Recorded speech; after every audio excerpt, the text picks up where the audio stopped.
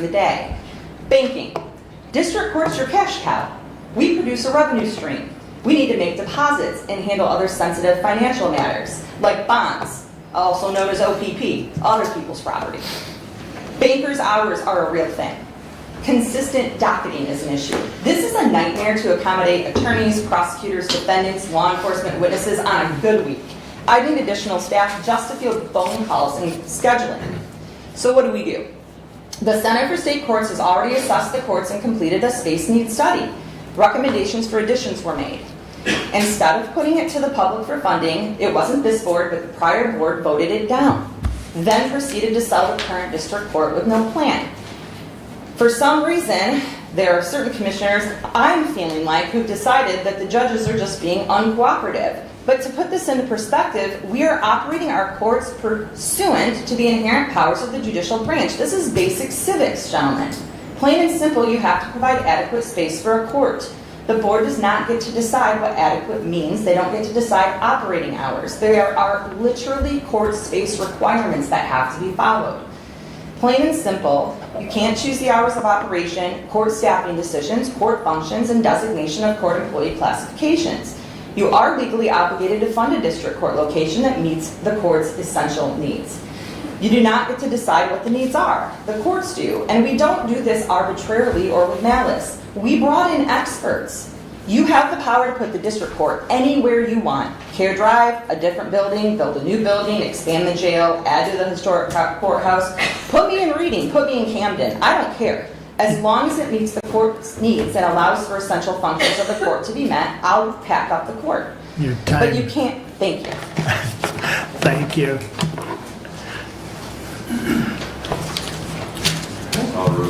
Daniel. Say again, please. Daniel. Daniel. I'd like to talk a little bit this morning about freedom of speech. Freedom of speech is not there in the Constitution to protect speech that we like. It's there to protect speech that we don't like. And I think that possibly your rules and regulations are a little tight on that kind of thing, and that, anyone in here could come up here and say anything that they needed to, but I think your bylaws restrict that, because anybody in here could say that those bylaws are shit, and that would be their opinion, or call you a son of a bitch, because that's part of their right.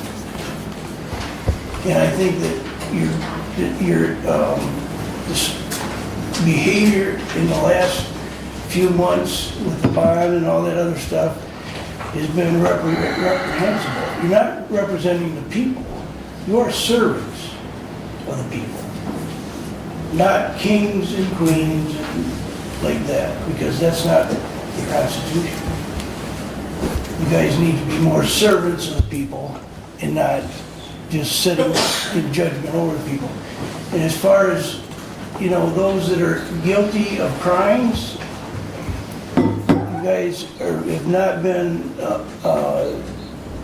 there are things that you can do to mitigate that. You say that there's conflict of interest. Well, there's things that you could do to mitigate that by put an outside interest that had no interest in the issue. But I think you've been letting people get away with things that shouldn't be, and that you've been persecuting those that you shouldn't be persecuting. You need to sharpen up your skills, people. Thank you. Anyone else wish to address the board at this time? Oh, you go. No, go ahead. No, I'm moving. You go for it. You'll be next.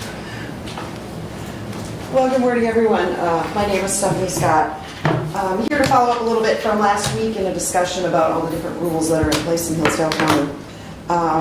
I went in yesterday and received, or I requested my follow-up from the Sheriff's Department on my 2 complaints filed in regards to the Fayette Township election that was conducted. And I want to take just a minute and read the statute that really started this whole thing off. It's MCL 168-373, the township clerk, appointment of substitute to perform election law duties. If neither the township clerk nor any deputy township clerk shall be available to perform any necessary functions in connection with registrations, nominations, or elections during the usual or required times for performing such functions, the township board shall appoint some qualified person who is a registered elector of the township to perform such functions until such time the clerk or deputy resume their duties. So we know in Fayette Township there is no clerk, and I'm sure you are well aware that this is an issue that's very important to me because it's been occurring since 2021, in which the very first takeover in this county of a local township election occurred when I was unlawfully removed by the Bureau of Elections, and our county stepped in and ran our elections by someone who was not a registered elector. So I continue the fight because I think laws are important. I think it's important we all understand the rules that we live by in this county. And just to give a follow-up for everyone, so I filed 2 complaints to the Sheriff's Department in regards to the Fayette Township election. Somewhat, well, it was 4, 5, 6 pages long. I laid out the statute. I laid out some of the names that are implied. And when I went into that Sheriff's Department, he wouldn't even take it. It took 3 visits back to the Sheriff's office, presumably, before I was told it was going to bump up to the Michigan State Police. So I let the Sheriff's Department do what they're going to do, and it ended up filing a second complaint. And when I went yesterday to pick up my sheriff's report on this whole thing, it literally is closed out the day of my second complaint on 5/18 with the actual resolution on it, closed, turned over to Michigan State Police. So this effectively have left the people of Hillsdale County with a law enforcement agency that will not investigate the law, claiming conflict of interest due to a specific name, which isn't the only name that was listed in the complaint. And we've got county commissioners that continue to pay the salaries on this whole thing. And I'm just questioning what the actual resolution should be when citizens have problems with laws that are being broken and indiscriminately being broken in this county. So I really hope that there's other people in the room that are listening that maybe dig into this a little bit, but we've got some serious well, it's not legislative, but legal issues to resolve in this county so that everybody can live peacefully with each other and know what rules we're all playing by. Thank you. Thank you. Anyone, you wanted to comment? My name is Kate Bush, and I am here to talk about a tragedy that has occurred in my community over on Friday in Mosierville to 3 ladies, 2 children. Does anybody here know what I'm referencing? No? Does the name Janelle or Lydia come to anybody's recollection here? No, I'm very displeased with that. There was a dog attack with 4 pit bull mastiff mix to 2 children and a woman that are in our community, my family actually, not just because of who I am dating. I consider them my family.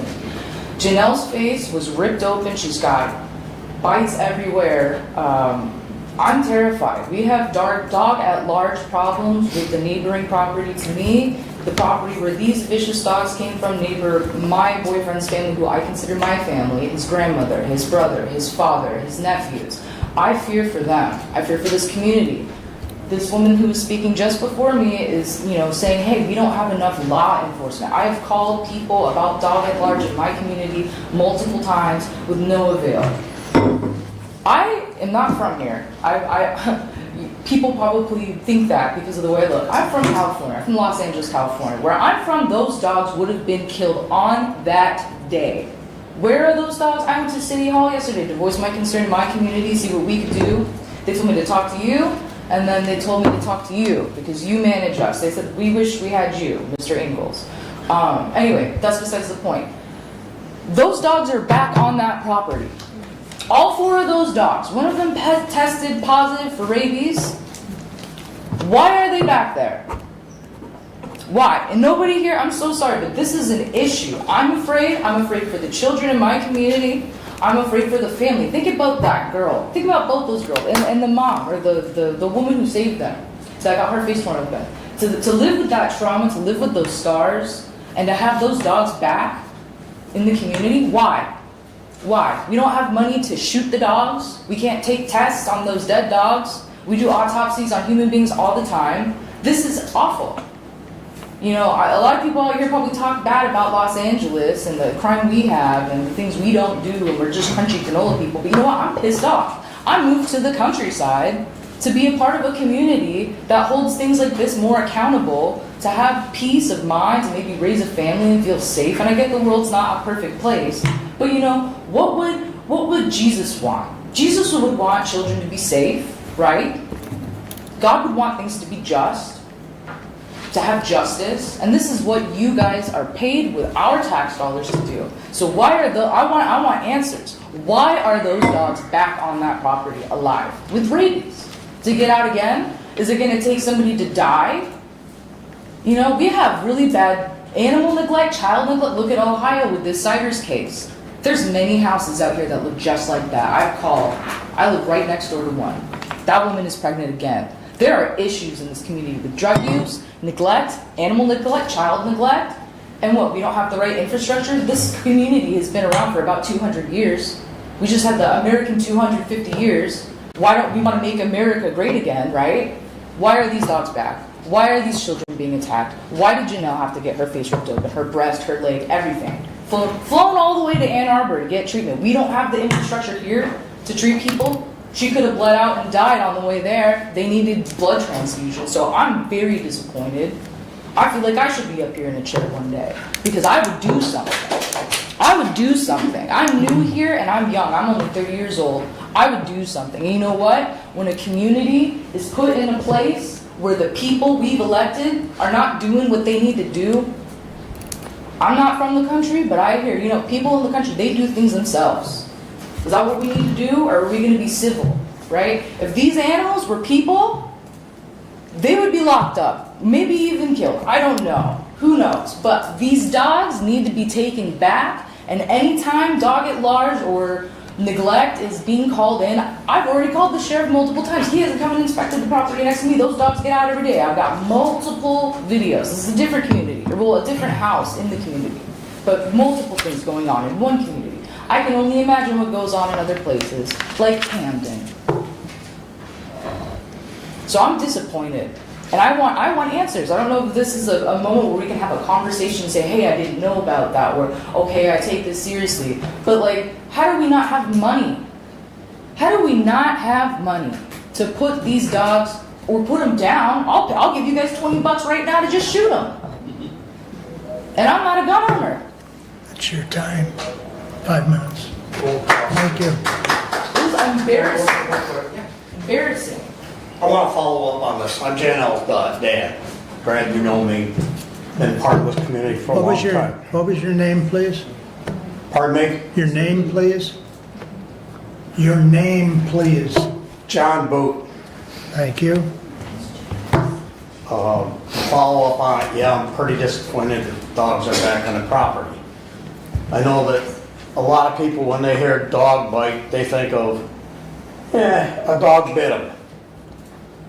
I would like to share some pictures with you. I'd like to just send my phone around and let you look at what a dog bite is. And you can scroll on it. That's a simple dog bite.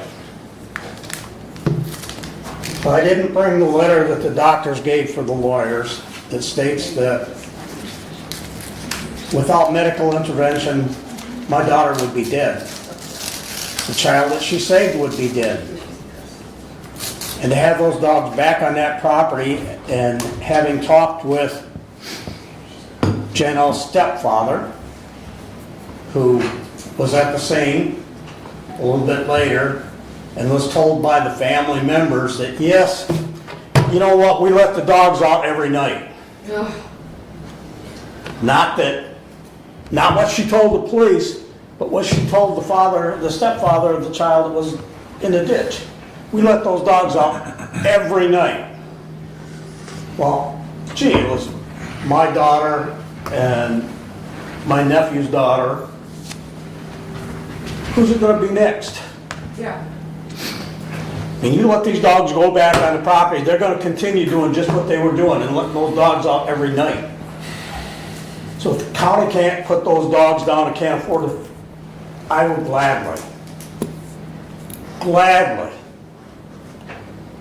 But I will guarantee you one thing, and it may not come from me, but those dogs will die.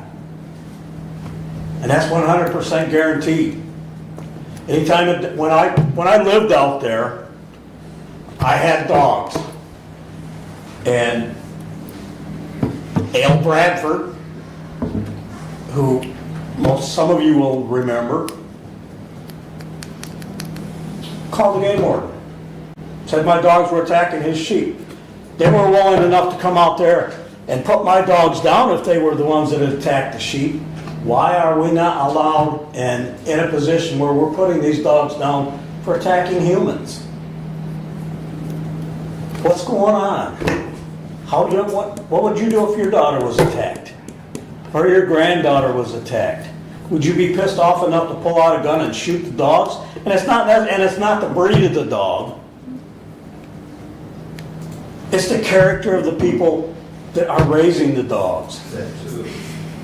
I would like to make sure that they never have the opportunity to have a dog in their possession. If they cannot train them, if they cannot take care of them, they don't deserve them. For safety or not. I know a lot of people that have pit bulls for safety. I've never seen them maul anybody. I've never seen them go after anybody that unprovoked. And that's what these dogs did. Those kids were riding down a public road and got pulled off from their machine by a pit bull. And you turn them out and let them go. I would like satisfaction. I would like those dogs put down as quickly as possible so that they don't get anybody else. Thank you. Thank you. And my phone. Thank you. Basic civics, guys. Your name, please? Apparently nothing works around here. Your name, please. Nobody can get a hold of sheriff's department, nobody can get a hold of prosecutor. Sir, if you're not going to state your name, then you have no rights to address the board. I have all rights to address the board. No, sir. By our rule, you must state your name to address the board. Yeah, your rule is not uphold the law. The rules contrary to the law. Step contrary to away from the Constitution. podium if you're not going to state your name. I'm going to address the board for 3 minutes. Or 5 Is there minutes here. anyone else that would like to address the board He today? doesn't have to say his name. I beg your Open pardon? Meetings Act. You're out of order.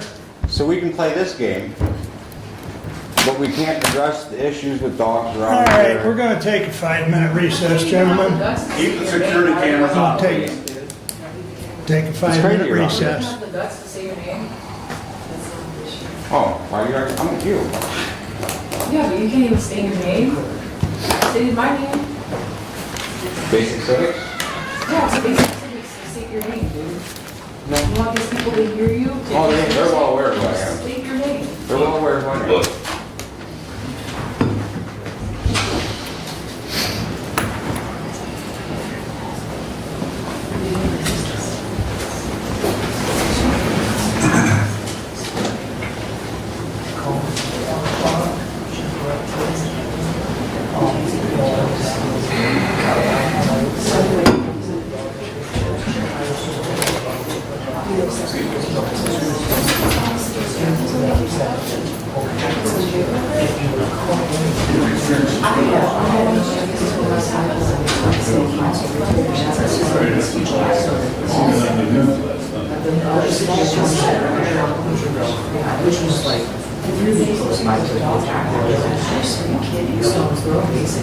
But thank you. I appreciate your accountability. I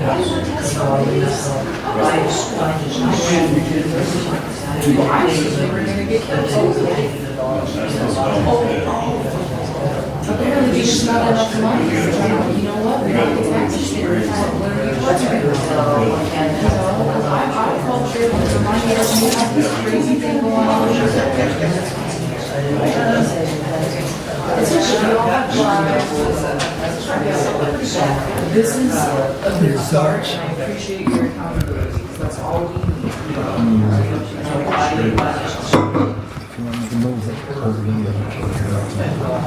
With Keep talking, and he becomes disruptive. Of course, then we got him.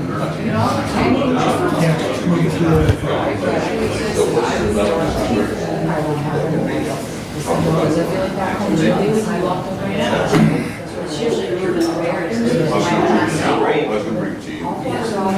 Well, science kids in the Bible, everybody's really paying attention. There's not a zero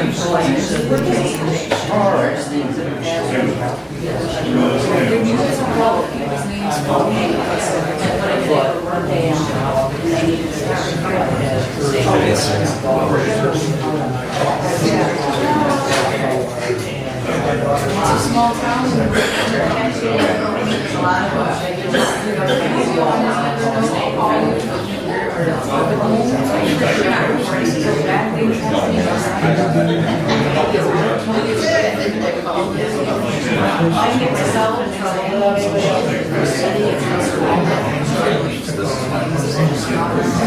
We have,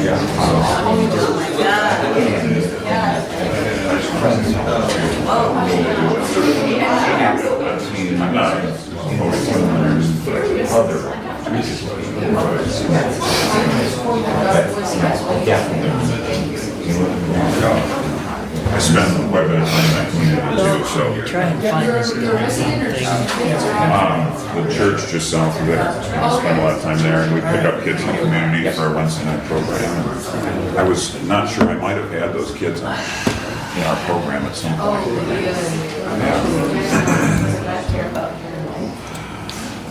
It's come to the point that the last lamp, it wouldn't be, but I can't. Would you start that for a 5-minute recess? So when this I started everything, then they go. So well, not quite, but it was 9:25, so. That's what I thought, so we've got about another minute. Yeah. Okay, talk about river. yeah, we did, and Dave switched it over to the And other lectern. this, That's what we're gonna do, and because they end up taking that whole meetings that. they may have to still call 911, but, right. That's how the setting is. And I hope the first lady's going to talk until she's telling me I don't know who.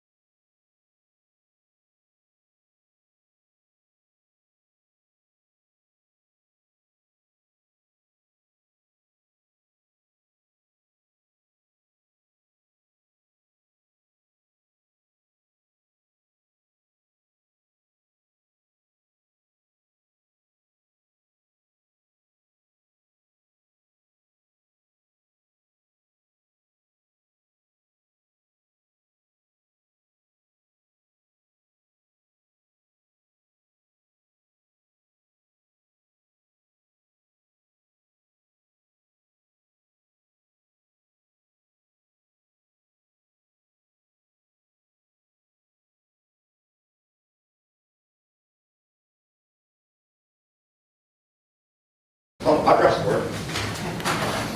Only if you'll state your name, sir. So, as well, Will you state your name, sir? are we ever gonna get done playing this game so I can just make a comment and sit down? Will you state your name? What's with the authority from this county? Why can't anything get done? Do you wish for me to have you removed? No, you don't need to have me removed. I mean, let me speak. You're going to force my hand, sir. I'm not You either forcing you. You're state your forcing my name hand. or you step down from the podium so that other people can address the board. Do I get my 5 minutes? 5 minutes if you state your name. I get 5 minutes. If you state your name. No, I get 5 minutes. Being under duress. I get to address the board. All right. We'll do this again. Thank you very much for interrupting the meeting. I haven't interrupted the meeting. You most certainly have, sir. Commissioner, I would suggest that we take another 5-minute recess. 5-minute recess. Keep the security cameras going. 33 McCollum Street.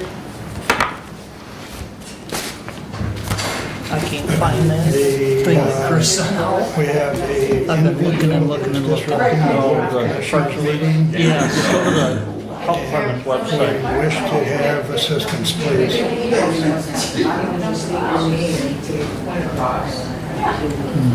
What is that, branch? BHSA.org. On the second floor of 33 McCollum. It's right here, public notice. We don't get a say. Black and orange ball cap and a blue t-shirt. What the heck? This is It is a dictatorship. Wow, this For the last 2 dictatorship. years. No, that's been forever. As long as these guys are on the panel, it's a dictatorship. I don't know what's so scary. Thanks for coming. Thank you for telling me about this Correct. meeting. I wouldn't be here without you. Mark Wiley. Well, that's what they do. They keep everything hush-hush. They Thank don't you. advertise in the newspaper. The newspaper's bought out. The radio's bought out. The community doesn't know anything unless we do this, or get on the phone, or talk to your neighbor. We don't know anything that goes on in our county, in our townships, in our cities. We don't know anything because everything's hush-hush. It's all behind the scenes. It's a dictatorship. Well, that's America, and that's been America. That's been America for a long time, for 250 years. It's about time we wake up and we, the people, take our rights back, our own authority given by God, not these dictators. They don't know what God is.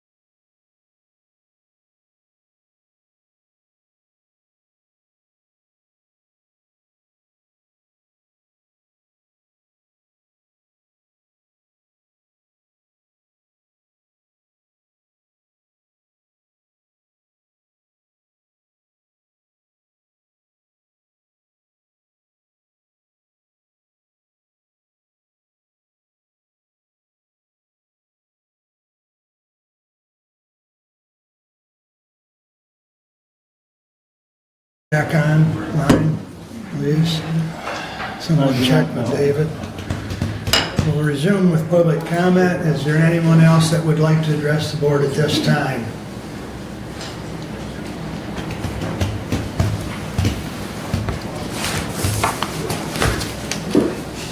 Just to avoid another 10 minutes and being arrested or pulled out of here, my name is Dee.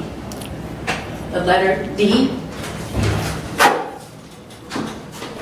I want to talk about the Michigan Constitution.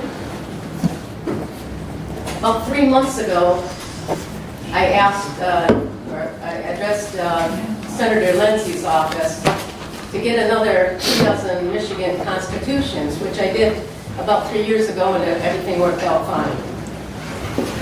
A month later, still nothing. So I call again, order them again. And I'm getting to know Madison pretty good. She's an assistant there. We're on the phone quite a bit. She knows me. And ordered them again. And after looking at it, some more confusion happened. And then she left me a message. Geez, Donna, I got the real Michigan Constitution out to you, and you'll get it. So I finally got them about 3 weeks ago. Well, meanwhile, the second time, what happened, I forgot my notes today, so I'm a little bit out of my timeline here. So when I called to get the Michigan Constitutions, and it was delayed a month, and I called back a second time, and I said, I just need the Michigan Constitution, just like you did a couple of years ago. Okay, we'll do that. What I got in the mail is these. And this says the Declaration of Independence, the Constitution of the United States. All in capital letters, United States. That flag up there with the gold trim, that's the United States, not America. It says nothing on here about America. But that gold trim signifies and is a demonstration of admiralty law and the law of the sea. That's also the war flag. The only jurisdiction that flag has, and this panel has, is a 10-mile square of Washington, D.C. That's what this little booklet's about. That's what this little Constitution is for the United States, that 10-mile square jurisdiction. They don't have jurisdiction over any of Michigan, none of that. I was furious when I got these. And then I was really furious when I pulled them open yesterday before I went to the township meeting and reading. Now you know where I live. And I opened it up to see that none of the articles match the Constitution of the United States or for the United States. So if you find your little pocket Constitution, make sure it says for America or of America. Otherwise, you're going to get this piece of shit, excuse my language, this piece of garbage. There's only the jurisdiction of 10-mile square, illegal, unlawful jurisdiction of DC 10-mile squares. We need to get educated. I don't know everything about this. I'm unveiling this stuff daily, trying to educate myself on the law. So now I have Michigan constitutions. Actually, the first time I tried to get the Constitution, the Michigan Constitution, and I addressed Governor, Whitmer.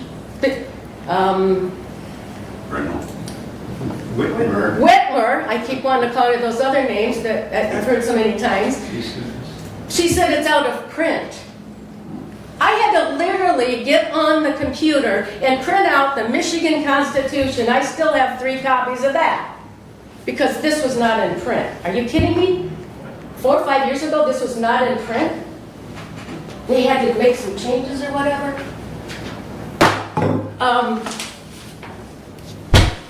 I was just livid.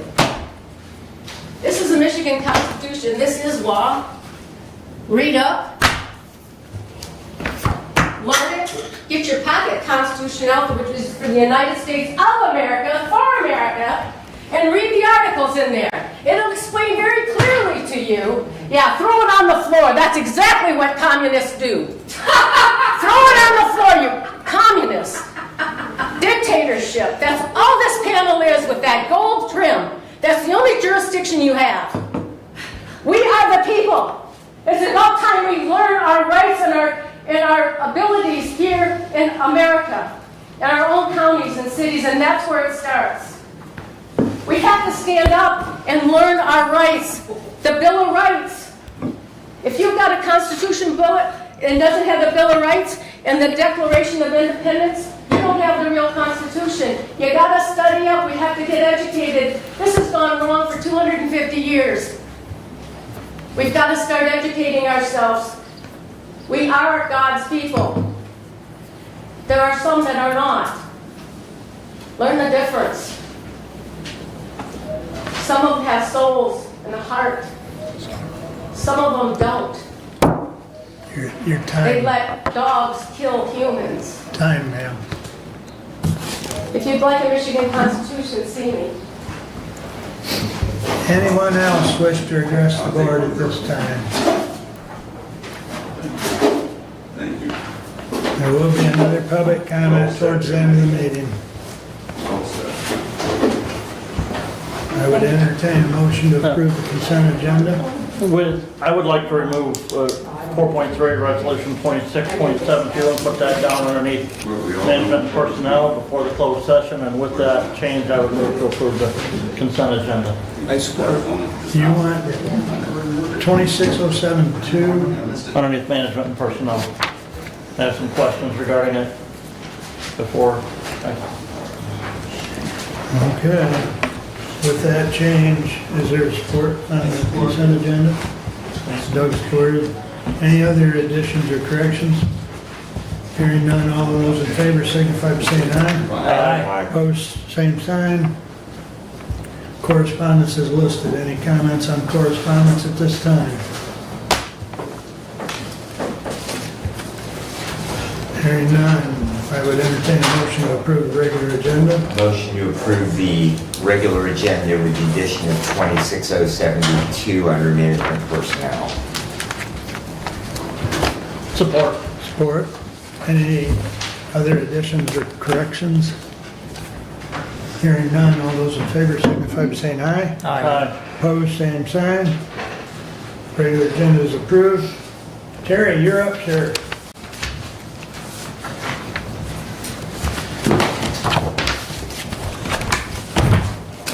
Good morning, Commissioners. Thank you for having me in today. Terry Escaline, Administrator of the Medical Care Facility out on Mechanic Road. I'm here today to give you our annual update of the facility. It's always kind of awkward because we scheduled this after Plant Moran finishes their audit, so I can give you current numbers. So we'll be talking mostly about 2025, but then dipping into 26 a little bit up to current information. During 25 and 26, the facility continues to deliver quality, competent care to our residents in a home-like setting for those that stay with us short-term and long-term. Our residents are made up of folks that come to us maybe after a big bone surgery, a hip fracture, knee surgery, or long-term stay where the family, for whatever reason, isn't able to meet their needs any longer, possibly related to dementia or Alzheimer's or other age-related conditions. The facility was recognized in 2025 by the U.S. News and World Report as one of the best long-term care nursing facilities, and we have maintained our 5-star staffing rating with the Centers for Medicare and Medicaid. Our census continues to climb, and during 25, we're surpassing our occupancy goals set the year prior. In 25, we put 33 individuals through our CENA program at no cost or expense to them. If an individual is interested in becoming a certified nursing assistant, they come to us and they're hired by us, paid while they take the class, and when they come out, they work for us as a certified nursing assistant. One interesting thing in 25, we found it necessary to supplement our nursing staff with contracted nurses. Those are nurses that we sign a contract with, and they travel from out of town and come and complete their shifts at the facility.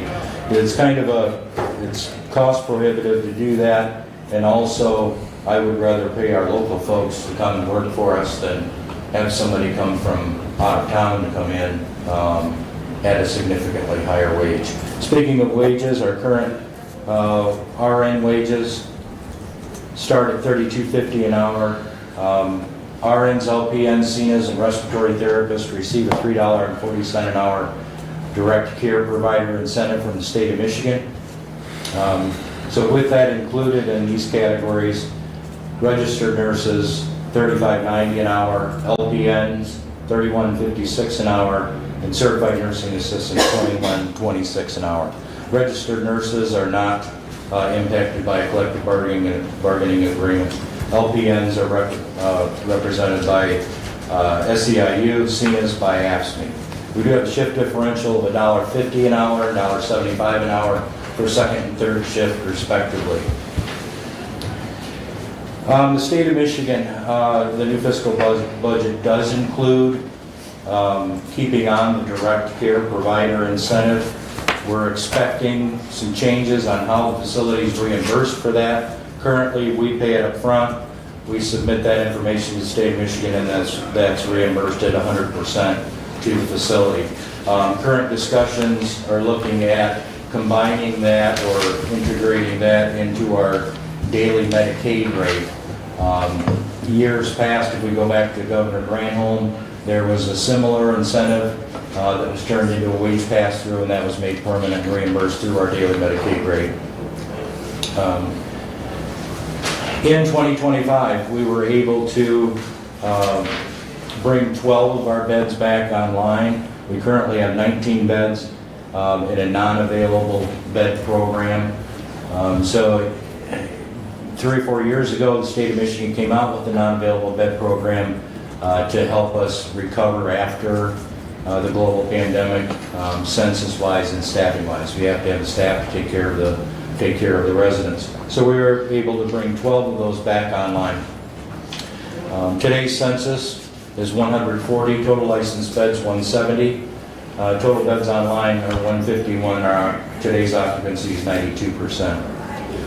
Last year, one of the questions I believe Commissioner Leininger had was related to our daily Medicaid rate, so I broke that down this year for you. Our Medicaid rate is $379.38 a day. There's a quality incentive add-on to that per day of $59.65, so our total Medicaid rate is $439.03 a day. Private pay rate is $440 a day. You can see that those two numbers are very close. The reason for that is you have to have your private pay rate above what your Medicaid rate is. It can't be less. So we try to keep that as close as possible. And you can see it's just a few cents in there. Some of the statistics for 25, we had 111 admissions, 21 residents discharged home, 68 residents discharged to heaven, transferred out to the hospital 53, transfer in from the hospital, our local hospital 48, readmissions were 10.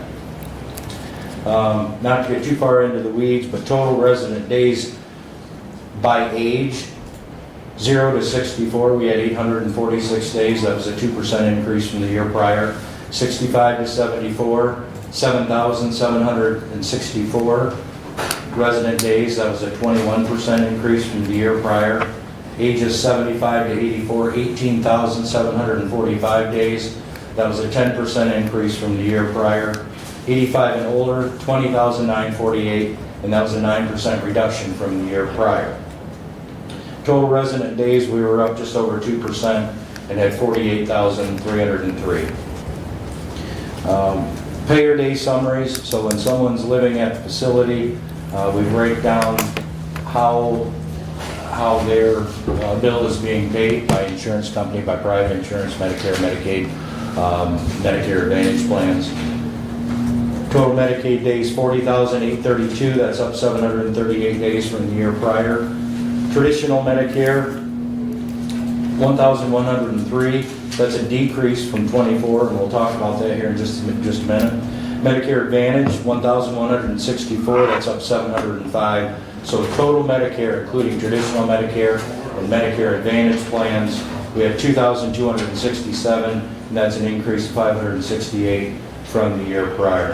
If you look to the back real quick, there's 3 graphs that show the impact of Medicare Advantage plans in not only the United States but in Michigan. Pretty quick glance at it, you can see that there's been a very large increase from their inception in 2008 through 26. Briefly, Medicare Advantage offers folks that are Medicare eligible an opportunity for a plan that offers things that traditional Medicare does not. Things like vision, dental, podiatry, some other services. Traditional Medicare pays nursing homes differently than Medicare Advantage. There are tighter constraints on Medicare Advantage, and in my opinion, the Medicare Advantage plans were kind of a way for the government and insurance companies to address the baby boomers that are coming up, otherwise known as the silver tsunami that is here now. So we're seeing an increase in the number of folks that are eligible for that. So just briefly, those graphs show the increase from 19% in 2008 upwards of 60%. Michigan alone, the last graph, Michigan currently is at a 67% penetration rate for Medicare Advantage plans. So that is leveling off. We're starting to see that level off, and shouldn't be increasing as much as years past. Getting back to the numbers, private hospice and managed care, 5,204 days. That's up 30 from the year before. Switching gears a little bit, I'm pleased to let you know that the facility was successful in appealing the Internal Revenue Service's disallowing of the employee retention credit. We started this back in 2001. The employee retention credit was a federal program that was designed to help healthcare, specifically, or not specifically, but in this example, long-term care facilities across the nation that maintained their staff during COVID. A lot of places either shut down or significantly decreased their staffing during that time. The facility did not. We applied for and was granted the employee retention program credit. It's a tax credit in the amount of $4,744,215. The bad thing is, and we talked about this last year, Plant Moran, our accountants, went ahead and booked that in 21 and 22. We had never received a check. 24 comes along, the IRS notifies us that they were disallowing that. So Plant Moran had to back that off of our books in 24. It was a significant non-cash adjustment. It didn't affect our income, but it did affect operating revenue. As I said, we teamed up with 10 other counties in the state of Michigan and K&L Gates, a law firm out of Washington, D.C., to appeal the IRS's decision. 4 years later, we settled with the IRS for an 80% of the initial credit plus interest from the date of filing. In 2025, the facility booked $4,398,270 in additional non-operating revenue related to the employee retention credit. Something new coming in the Pike Governmental Accounting Standards Board, GASB 103, is changing the definition of how we define Medicaid reimbursement. Historically, when we're reimbursed from the state of Michigan in Medicaid funds, those are considered operating revenue. Beginning next fiscal year, those will no longer be considered operating revenue, and they're going to be considered a subsidy. So it doesn't change the cash flow or the amount that comes to the facility. It just makes it almost impossible for a facility to show operating revenue in the positive, because it takes the largest payer out of the mix as far as operating revenue. So it's a definition change, but again, it does not affect income or cash flow. In November of this year, the facility will make its last payment to the county for the 2007 addition to the medical care facility. That will complete repayment of the $8 million bond in full. So this November, we'll have completed that obligation to repay that $8 million. In summary, the financials, and you can see the change in that position I included in the report. For 2025, the facility showed a change in net position of a positive $4,250,487. Went through a number of improvements in 2025. We changed and updated the facility water softening. For the longest time, only portions of the facility were softened, which you can imagine with the amount of laundry and dietary and bathing, that our water use is pretty great. Only certain portions of the facility were softened, so we were starting to see impact on our fixtures and equipment, having to replace things because of hardened water. But we did go through and updated all of that, so the entire building is now softened. We completed the third of 5 satellite kitchens when the facility was upgraded in 2007. Between the last 20 years, some of those fixtures and cabinets started to deteriorate to the point where we couldn't efficiently keep them clean to our standards, so we went ahead and replaced them with stainless steel. We have a 5 kitchen program. We're on the third of 5. We should have those completed by the end of next year. Our main parking lot is being replaced this month. Should be completed by the end of the month. It is the original substructure of the parking lot from 1969. It's been overlaid and cracked and patched for 50 years.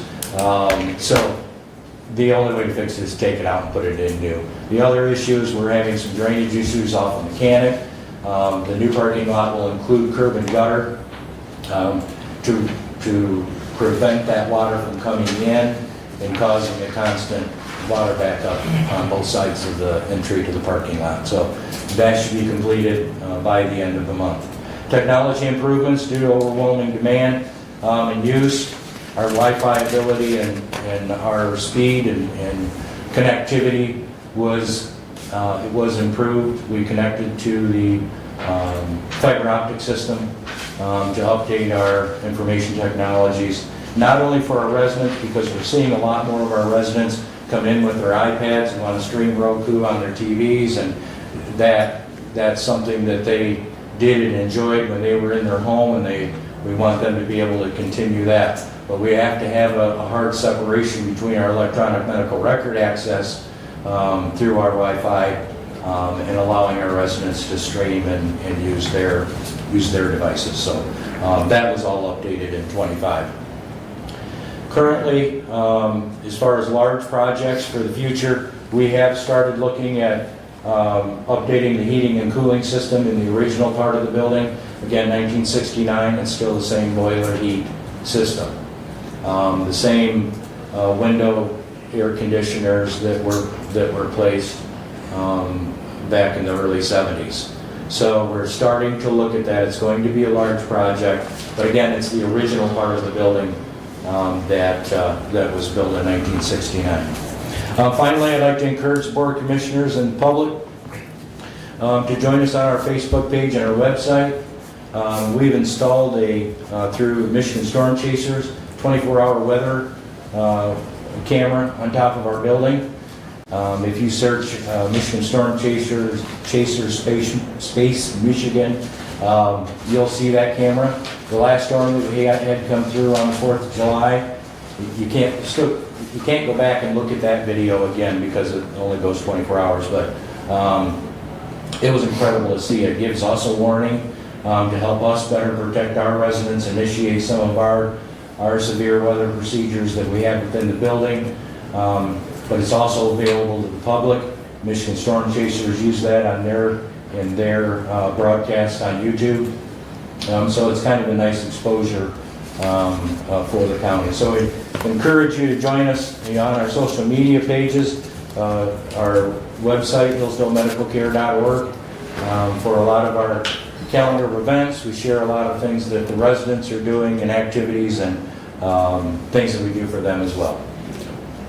If you have any questions, I'll go ahead and take those now. You got a question, Doug? Go ahead. Thank you, Terry. Matter of fact, question I have is, you mentioned the $8 million bond will be paid in full. Yep. As I understand it, and correct me if I'm wrong, is that when it comes out of the tax rolls?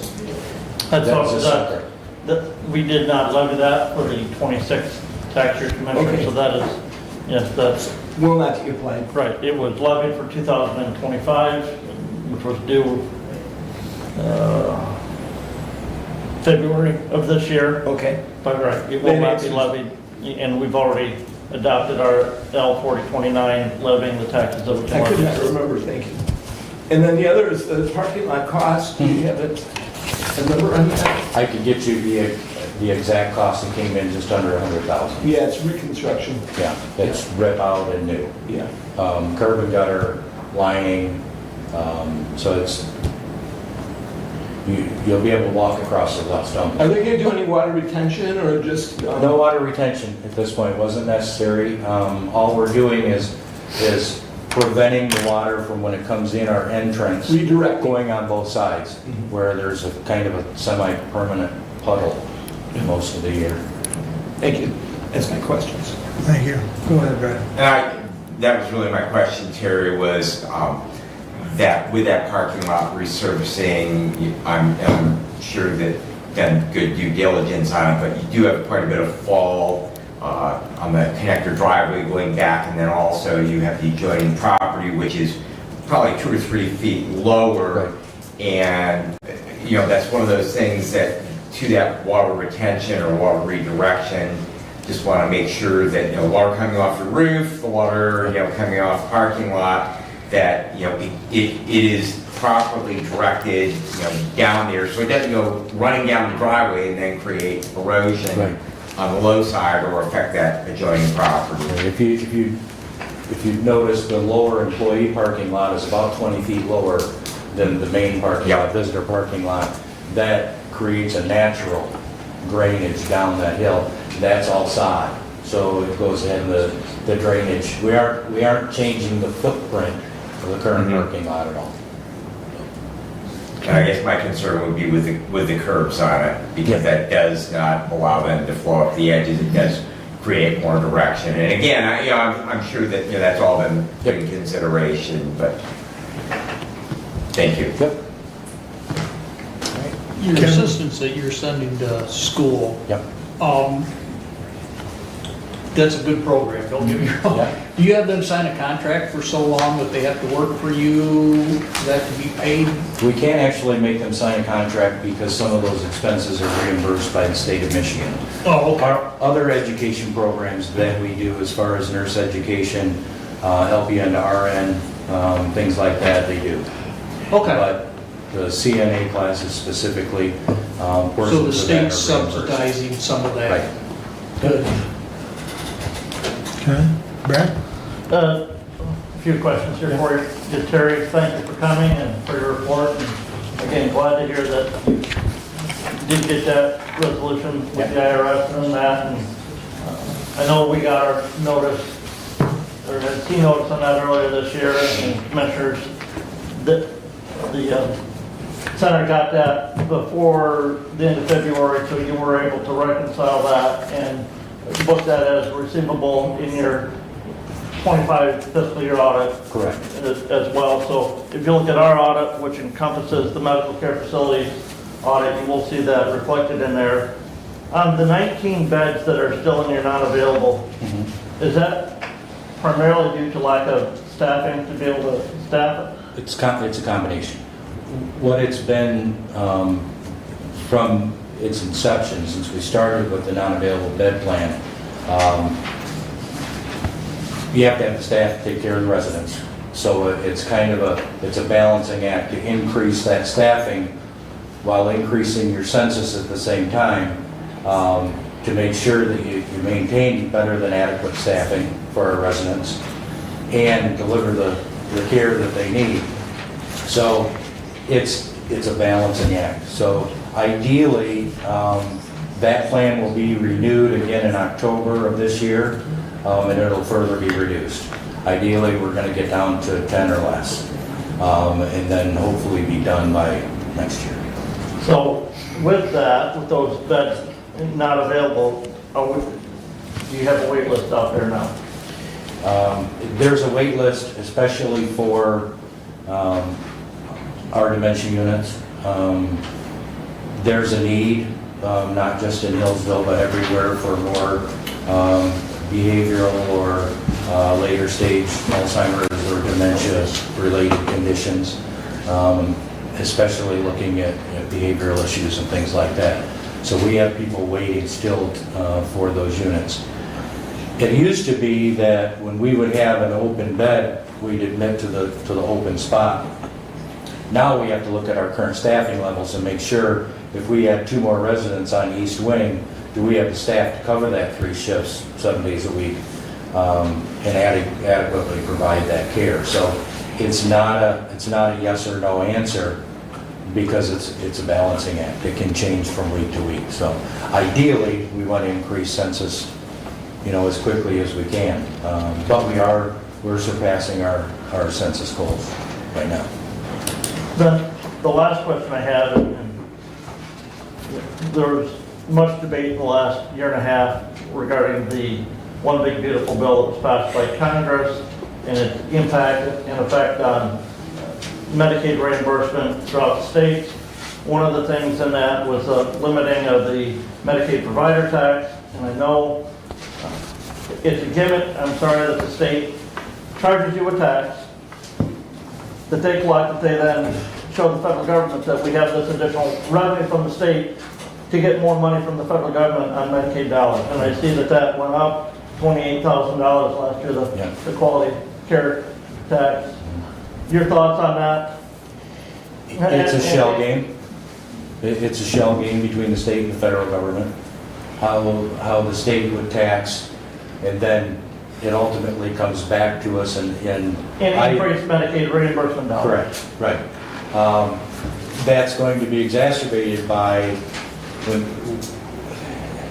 when they add the direct care provider incentive, that $3.40 an hour, when they add that into the rate, the Medicaid rate's going to increase relatively significantly.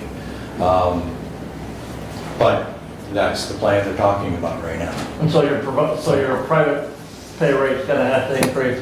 Absolutely, yep. So it's almost like they're artificially inflating that private pay rate because the law says you can't charge less private than what you're receiving in now subsidy. Any other questions for Terry? Any other questions? All right, thank you very much. Thank you, sir. Moving right along with our EDP.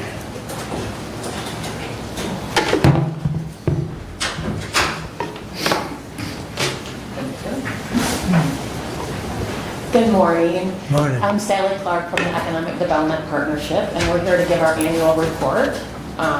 So a lot of people wonder what the Economic Development Partnership does. And so some of those things that we do are we support businesses. We go into businesses and see what pain points they have and see how we can connect them to people that can help with those pain points. We develop our workforce with partnerships with Michigan Works. We build a vibrant community by trying to attract the right businesses to come to Hillsdale County that will bring pride to our community and a sustainable wage and benefits. And then, we're really just trying to create a stronger tomorrow. That's really what we're here to do, is look to see how we can grow Hillsdale and what positive effects we can have. So I wanted to talk a little bit about some of the projects that we're working on. We did a county-wide housing study, and that was actually everyone from the county that wanted to pitch in. We had a great group of people. We had city managers. We had Doug Ingalls from the commissioner. He came to the meetings, Hillsdale Hospital, the college. Lots of people donated into the housing study because they are expensive, and we've never had a formal one done here in Hillsdale County. So what's happened so far with that, it's taken a long time. We vetted out a lot of different companies to see who would be the best fit for Hillsdale Counny. We chose the DeSalvo Group. We just received the first draft, and that was distributed out to the Housing Study Committee to review. Next Monday, we have a meeting with Pete DeSalvo to talk about the findings and then review what we found and then ask questions to see if we need to define any of those points. And this will guide our future housing, workforce, and development decisions. So it's exciting to see what a third party comes up with for Hillsdale County. So anybody's welcome to come to these meetings. So if you're interested, get a hold of the EDP. It's open to the public. So just please join in because it is to benefit Hillsdale County. We also did a wage and benefit survey for our manufacturers and fiscal. That's where we had a lot of companies looking to see what everyone was paying, what those benefits were looking like, so they can be competitive within our county. And then also it's helpful for businesses that are trying to come into Hillsdale to have that kind of data. So it was data that was compiled by a third party. And then we went ahead and the EDP put the report together. So what that showed was what the average wages are, what high wages were, what median wages were, what benefits were most generally granted, what holidays. So it just kind of evened the playing field so our businesses can compare what's going on in the neighborhood without knowing who's comparing what. So we did community business engagement. So we were looking for different ideas to help our businesses. So one was we had Economic Rural Summit that was held with Congressman Wahlberg. We had Gary Peters' office, Jennifer Warts' office, and then Slatkin's office. Sorry, it took me a minute to spit it out. And that was held at Olivia's Chop House, and it was held with businesses that were able to talk to our legislators and ask questions and talk about their pain points and see what was out there to maybe get things resolved, or at least to let our congressmen know and legislators know what's going on in Hillsdale. It kind of gave us a voice to be able to talk about what was going on in our community.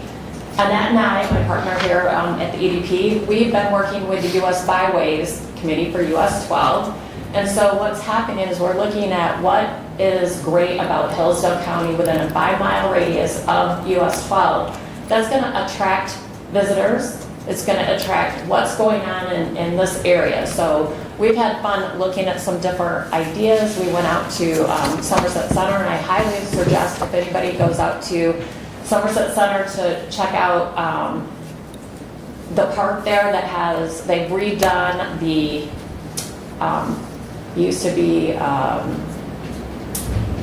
with like a illegal distillery type thing back in the day where Al Capone and Henry Ford hung out, and they've redone that. So it's really beautiful and you can rent that, and the bridges are beautiful. And there's just some really great things happening in Hillsdale. So we've been out investigating what we should showcase here. We do retention visits, like I mentioned, including like Hillsdale Hospital and other businesses that aren't your traditional manufacturing, just to see what we can do to help, whether they need training, whether they need supplies, whatever it is that they need. We're going to try to connect them with the right people. And we continue our partnerships with our senators and representatives so that we can have a voice for Hillsdale. So on our business retention calls, this was with Jeremy from Slatkin's office. We had them meet up with JJ Hotshire, the CEO of Hillsdale Hospital, and then we had them out at Cobra Moto. And you can see from the Cobra Aero piece, actually, their drones that they're building and the cool things that they're doing here in Hillsdale County. So that's what we're doing every day, is looking to see how we can assist businesses and how they can stay here in Hillsdale. So as far as business development, we're supporting confidential business attraction projects. We're working on a few right now with MEDC to see what we can bring and attract to Hillsdale. We work with active site selectors. I belong to a site selectors group that we meet once a quarter and kind of talk about what's going on between Indiana, Ohio, Michigan, and how we can attract here to Michigan. We're promoting Hillsdale County investment opportunities. We're expanding business retention and expansion visits. So we're really trying to get out there in the community and visit with all businesses, small or large, to really hear what's going out on the community. So what our plans for the 2026 kind of moving forward is we're planning on 2026 Manufacturing Day, and that's with our high school students, and we bring them in and show them different manufacturing sites. We do a nice lunch, and then we also have a discussion panel, so they have a chance to talk about what different careers are within manufacturing. It's just not on the line. You have engineers, you have IT, you have, so many different careers in those businesses. So also we're connecting students with advanced manufacturing careers. We've also heard a lot more about, students wanting to not go into a traditional college, how they can do that, how they can get into apprenticeships, to how they can get into workforce and have some of their education paid for. And we've been working on strengthening our partnerships with schools and employers. So, we want to know what's happening in the schools and what those needs are so that we can communicate that with our employers so we can keep people here in Hillsdale County. Looking ahead, we want to go ahead and finalize our housing study. We want to continue business and traction and retention calls, continue to support workforce initiatives, and expand regional partnerships. And our goal is to keep building opportunities here within Hillsdale to help Hillsdale thrive. And of course, we thank you guys for your support and our opportunities to speak with you. And then in closing, we're building a stronger future for Hillsdale County. We're just looking to do great things within our county and grow it in the right way. So thank you. Sally, on your housing study, and just curious how many builders or contractors were engaged in that? They had, so our gentleman, Pete, called multiple different contractors locally and then outside of local, just to get a really good feeling across the board. And that will be explained in that study. And when that study rolls out, where it's not just in draft form, it's going to be available to everyone. Okay, anybody that asks for it, contact the EDP. Will be the ones that are kind of handing it out, or want to have a further discussion or be a part of it, because once we get our study completed, we're not done there. We have to see what that study brings to us and how Hillsdale wants to advance that, or how they don't want to advance it. Sometimes it's just learning what's out there and having that data. Right, okay, thank you. So on the board itself, there were bankers, real estate, construction, it was a variety, there's 10 or 12 folks on that committee. And it vacillated too, depending on, like Ritz-Craft was on some of the meetings. It just depended on who can make the meetings when our gentleman could come. So it was a vast amount of the community, which was fantastic. Like I said, like Hillsdale Hospital, Hillsdale College. Just a lot of people that don't normally partake in all of that type of activity were curious to see what the housing needs were, what the true data is versus just anecdotal reports. Right. And so the committee brought the local questions to the consultant that did the deep dive, and then really went out into the community to, find out what those answers could be. And that's what the study will provide. It will provide that. And then that's where the secondary conversation starting on Monday. He went through and interviewed quite a few people within Hillsdale County. Now he wants to know, a little bit more detail about what we feel is, right for Hillsdale County. This is the data. Should we look at each individual city? Should we combine that together to try to bring in a developer? Because some of the numbers on some of the individual cities are a little bit shy. And so do we bring that into a bigger group? Do we present it both ways? Which is probably what I think we'll vote on, is that we'll probably see it in both ways. So that we have, if we wanted to bring a developer to a particular city, it showed that. And if we wanted to bring it to the county to get a bigger project going on, we could do that as well. Go ahead. Sally, can you talk just for a little bit about what the commissioners can do, for helping with that study? Well, we love that you've been at the meetings, and I think what the next part's going to be great is when we actually talk about the next steps. When the study's rolled out, and where do we want to go from here? We don't want to just have this report done and set it on a shelf. That would be a waste of funds. So there was some comment on land bank. Can you describe that some? Well, there was some conversation that maybe we do need a land bank. That's what's been brought up in the report, but we have not moved on that yet. We are going to wait and see what the draft form comes. Then we're gonna have that conversation, and we will probably be bringing in everyone once that comes to, you know, do we need to learn more about a land bank, bring in the state to talk about that land bank, talk about experts that's had a land bank, if that's what the group determines is the best option. And so I think that's really where we need to get this draft report rolled out, cleaned up, and then make those decisions. And the group will be looking at that, and we would love your input. So when it gets to that point, after this rough draft, we would love to have you guys come to that next meeting, because I think it really is key to the county. My last question is, for EDP, do you have an estimate on the economic dollars benefit to Hillsdale County through programs with EDP? So Annette is our fiscal person. Do you have anything that you would like to share on that? I would say just with some of our contract work and different things. I mean, that one contract I can think of off the top of my head to bring some of these programs here is well over. Yeah, I was gonna say, Sorry.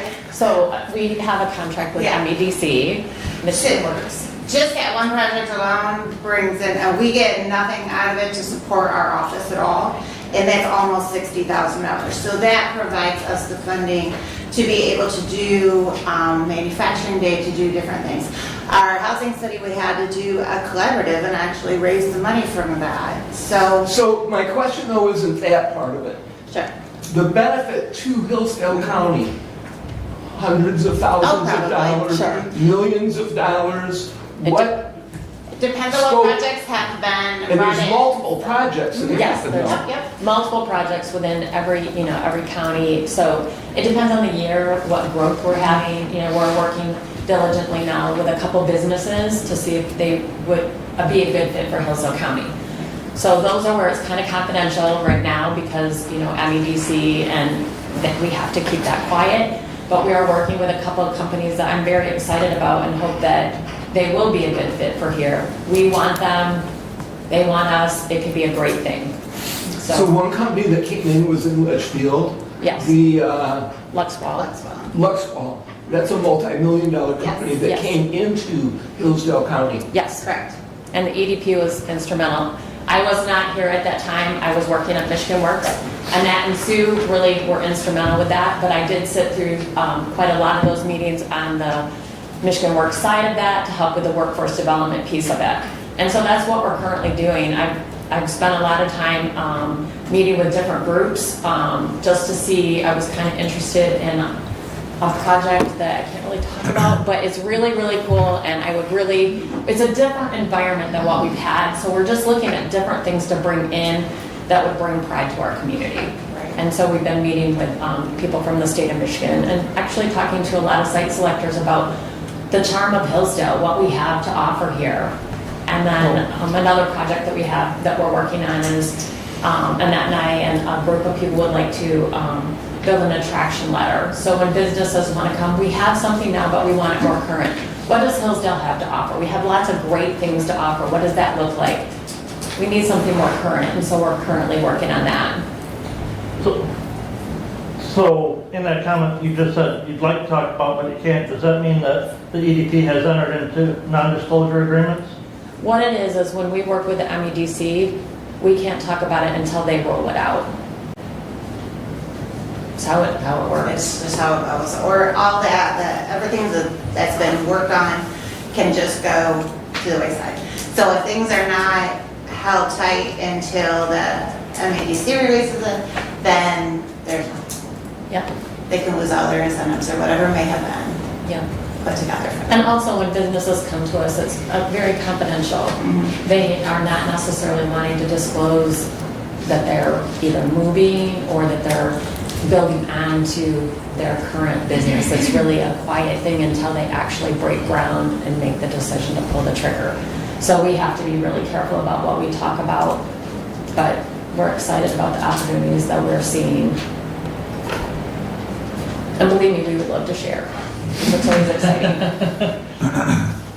Any other questions for either Sally or Annette?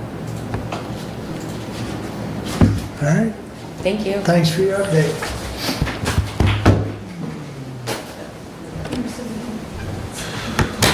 Jamie, you're up next. Good morning. No, I'm fine, thank you.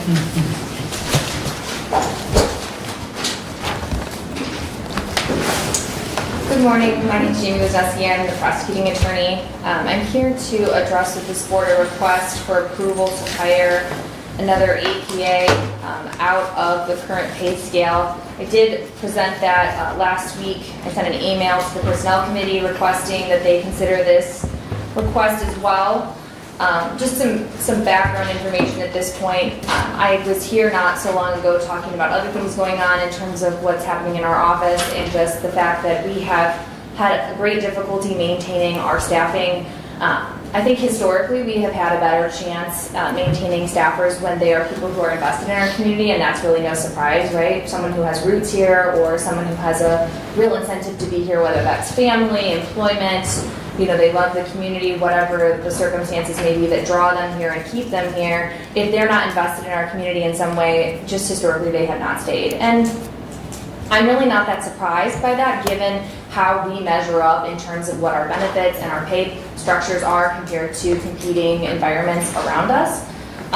Just looking at what our current APA scale is, our current APA is graded at a grade 9 on the pay scale, which puts the starting salary at $57,512, which is by policy of this board is where we would have to hire at, which is very, very low. If we just look at direct competitors, considering that direct competitors do not consist of communities that are similarly sized to us, although we would like to believe that, they're the people that surround us, right? If you can live here and you can drive anywhere, attorneys drive all over. In fact, our MIDC contract attorneys, many of them, as stated earlier, do not live here. They drive from other places to here, and then they hold multiple contracts in neighboring jurisdictions. So that includes St. Joe, Jackson, Lenawee, Branch. They work in all of those spaces, and you can anticipate that the people who live here that would be looking at prosecutorial jobs are also looking at those markets. And those markets, they blow us completely out of the water. If we're just looking at St. Joe has a posting right now for an APA position that starts at 81. Jackson, I spoke to their prosecutor this morning. Their beginning salary for an APA is 77, almost 78. Lenawee, I understand their beginning salary is 79. And Branch, I am aware from a recent individual who left their office that he, as a beginning attorney, was making about $80,000 a year. So we're talking almost $30,000 over starting salary, and those are people who could be coming fresh out of law school that have no prosecutorial experience whatsoever. So it's not even like we're saying, oh, okay, well, this is a person who has experience and so they're getting that much more money. No, this is their brand new, you know, freshly minted attorney price. We can't compete with that at 57. That is highly problematic. I also have concerns about how we have graded that position, and I've raised that a couple of times, and it's my expectation that at the next budget cycle this summer, when we submit our budget request, that we'll be asking for it to be regraded. We talked about this when we hired the last APA. It really should be graded at grade 12, which changes our range to about 72 to an upper range of 90, which is at least a little bit closer, but still we are lagging substantially behind. It's a huge issue. We do have an applicant. Since our posting, we have received only 3 applications. Only one of those was deemed appropriate to move forward for interview. We did interview her last week. I'm very pleased with some of the things that I see. She is someone who hails from this community originally. She's from Reading. She has a lot of really great experience. She is a newer attorney, but she's been doing research attorney work both here and in North Carolina, and I'm excited about what some of the skills that she has could bring to our office. She also seems very passionate about being here. She expressed during her interview a very strong desire to return to the community. Her family still lives here. She spends a lot of time here, even though she's driving from far away, coming back here to be with them, and wants to be here. And those are all the good signs that I see about someone who is likely to stay. However, as expected, she's looking at our starting salary and saying, is that even feasible with the expenses that I have? Because, as it will be no surprise, law school is very expensive, and most people don't come out of that unscathed, right? They come back to whatever job they're going to take, and they're looking at their bank account and going, okay, how much of this is going to go to my student loans for law school and potentially undergrad, and how much of that is going to go to put food in my mouth and rent and whatever else daily expenses, and then what will I have left over? And if the number is negative, then they're not going to be able to take a job. So we have to make ourselves attractive to candidates such as that by providing ample pay to support them. And I don't think that right now the estimated amount that she would be given based on what's here is enough to even make that attractive of an offer for her. I did discuss with her sort of what a number would be range-wise, because she is also applying other places, and what that might look like for her to be able to find this an acceptable offer. It's my understanding that she's previously been offered a position at around 82. I think that what I am requesting from this board is a resolution today to be considered for hiring her at grade 12, step 5, which is $80,662.40. To put that in perspective for you, right now, the hourly rate of an attorney hired at the current salary would be $27.65. Even after max out of that position, $34.56. Even at grade 12, beginning salary 72, $34.68 an hour. That's wild. The contract attorney price for misdemeanors is $125 an hour. Do you realize that if you paid somebody a full-time salary at that rate, they would make before taxes $260,000 a year? We are paying our APAs a fraction, and we're expecting them to stay. It's no surprise that they're leaving. I have to be able to attract someone here for this position that wants to stay if we're going to ensure that public safety is a priority. I have already come to this board previously and indicated that I believe that we need an investigator, which that was not funded. At this point, at the bare minimum, I need 3 attorneys working in that office, and there are plenty of prosecutors' offices around the state that their head attorney is mostly somebody who does administrative work. I have a full court docket of my own, which means I have to balance my full court docket plus my administrative tasks. I do not have someone that can just do admin, because I have to carry a full load of cases. My APA that I have right now is carrying a full load of cases, and I have a vacancy that cannot help bear the brunt of those caseloads. And that is not sustainable for us to keep going. We have got to hire someone, and I am hopeful, based on what I have seen in this interview, that she is someone who is going to be willing to root herself in this community. She's expressed a desire to become involved in community boards. She asked me about what opportunities, what things my office wants to be involved with that are community-based boards. And I told her, I said, historically, we did attend a lot more boards than we are able to right now. There are boards that I technically have a statutory position on that I cannot make it to regular meetings all the time because I just can't. I have to be in the office during those meeting times doing paperwork, or I have to be out, at court. I have to be calling people, I have to be reviewing cases. To speak on current issues, I spent all yesterday obtaining all the materials related to that dog bite incident from the police and asking for follow-up investigation to be done. All day was spent doing that. Back and forth on the phone with people, asking for follow-up, watching hours and hours of video to see what had happened. That took an entire day, and we're still getting additional information. I have got to have another person here, so I am asking this board to approve a resolution that would allow me to hire her at grade 12, step 5, so that I can at least make a valiant effort at enticing her to take this position, although it still comes in slightly below what she's indicating perhaps she's been offered somewhere else. So that's what I'm asking for you to do today. I would just say too, I do believe that this is time sensitive because I do believe that she's applying other places, and she gave me an indication that she had interviewed other places as well. James, Mr. Church that left, he was working at a grade, and what was he, refresh my memory? He was working in grade 12, he was working at step 1. He had no real attorney experience. He had law enforcement experience, ample law enforcement experience we were very excited about, but did not have much time as an attorney or working in an attorney research position. So, yes. And he left to go back to MSP? He did. He took a contractor position with Michigan State Police. I think he missed policing, and he thought, looking at it from this end, he thought perhaps he could offer his skills toward helping trainees, in the field. And so he went back to their academy as a contractor, making a lot more money, and he will be training at the academy as a contractor.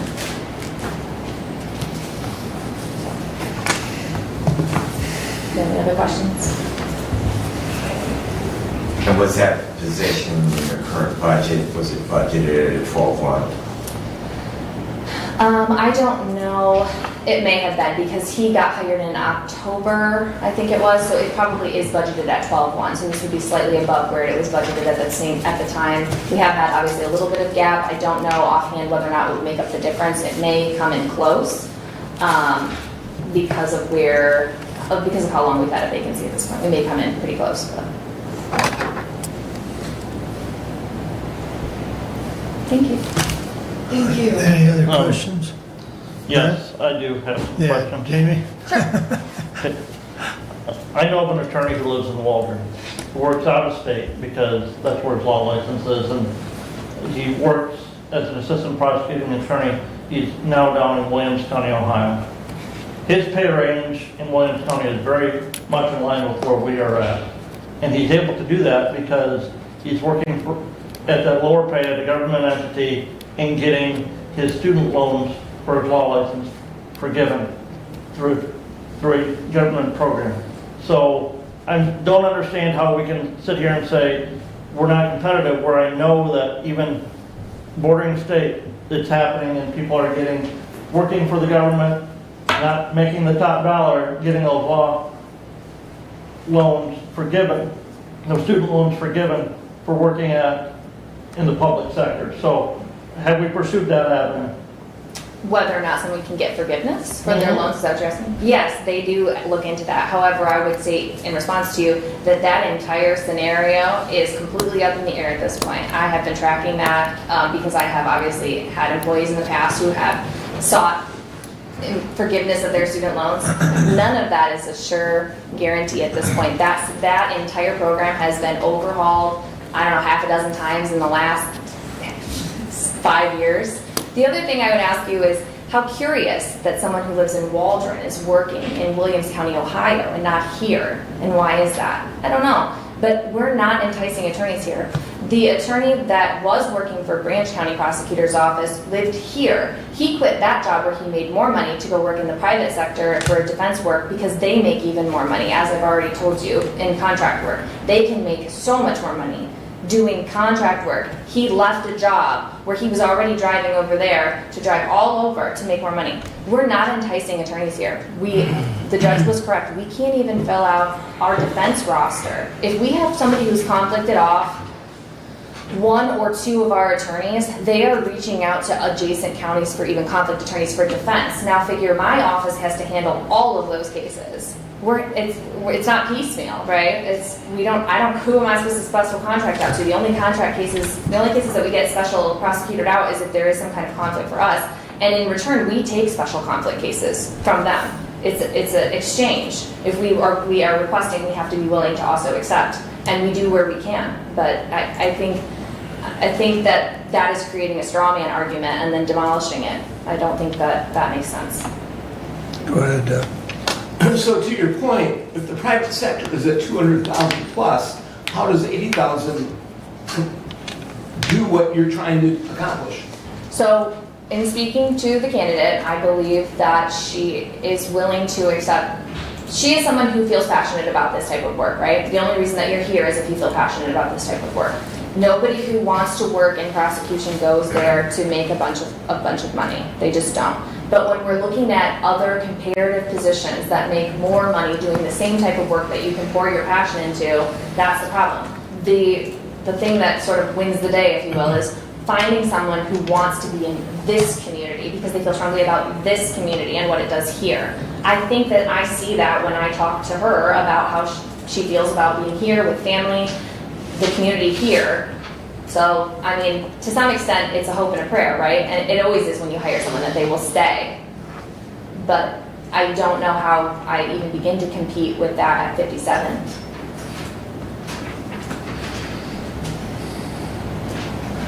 I know the personnel management, I spoke to you personally. I know Brad replied to your email. We've gone down this road once before with Mr. Church. I think the board was agreeable then. I think the Personnel Management Committee understands your plight. And you've got kind of a timeliness on this. I would just tell you that I don't have a bunch of candidates lining up to Yeah. jump at this job. So I would just ask you to strongly consider what I'm requesting today so that we can try to move forward. And hopefully that means hiring someone that wants to be here and wants to settle here and wants to be part of this and what we do. So if there's nothing else, then I don't have anything else to add. Any other comments or questions for Jamie? Okay, Thank you. thank you, Jamie. Go ahead, Brad. I guess I'll go out on a limb here since I previously, when we hired Mr. Church, so I will make a motion, if there's support for it, that we allow the prosecuting attorney to offer the position out of classification, not reclassifying, out of classification at the same which the previous was, which was the 12-1. I'll support that. My only comment would be is that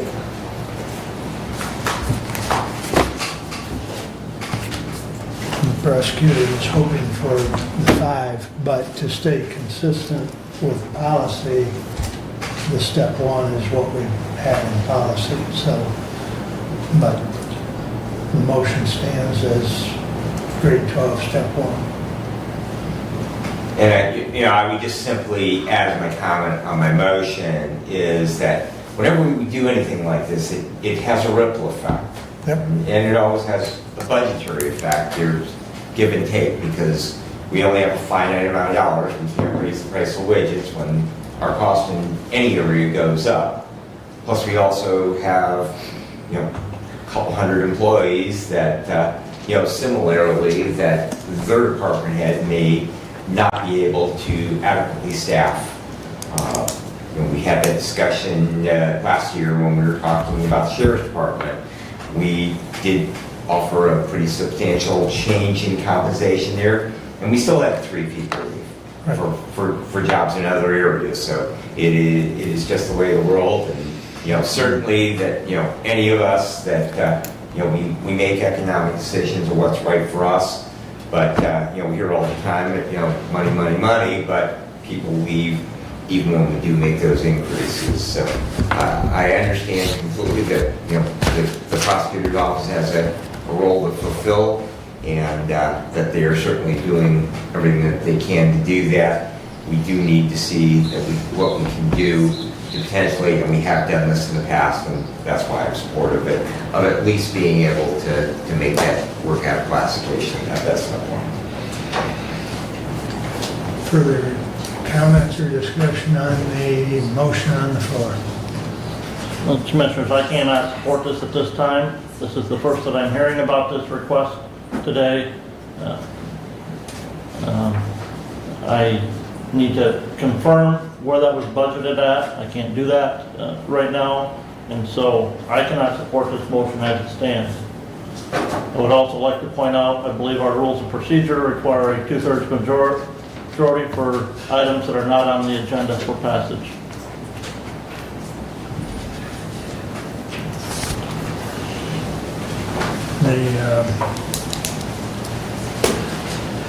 Either Brad or I would have brought it up on the agenda had Jamie not asked to be on the agenda. So, just so you know, it would have come before you in one way, shape, or form.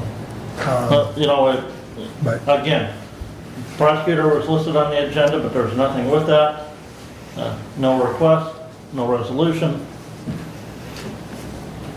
And we, as personnel management, have talked with her in regards to, the process that we have as far as going forward during the budget process to submit that.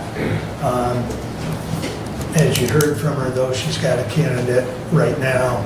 August doesn't necessarily help her.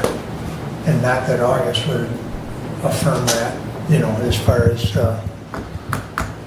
but I hear what you're saying, but We have July 28th, yeah, Commissioner. yeah, well, I understand that. I'm just saying, for her to submit her change in classification to the Personnel Management Committee and then us to pass it to budget in August is our procedure. My comment would be that while I understand the policy is a 12-1, I think that there's still a gap that will not accomplish what the prosecutor is attempting to do, and that I would move to amend the motion to a 12-5.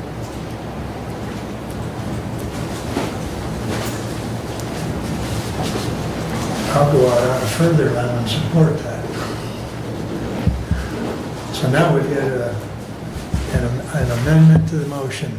So is there any discussion on the amendment that Doug has made to increase it to a step 5? When did this Mr. Church leave? Jamie, you're still here. When did Mr. Church leave? This is Mr. Church's last day, I believe was middle of June.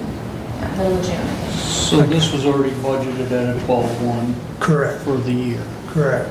Now, I need to check on that, Commissioner. No guarantee on that it was budgeted at that. When was he hired, Jamie? October, like to begin in beginning of November, I believe.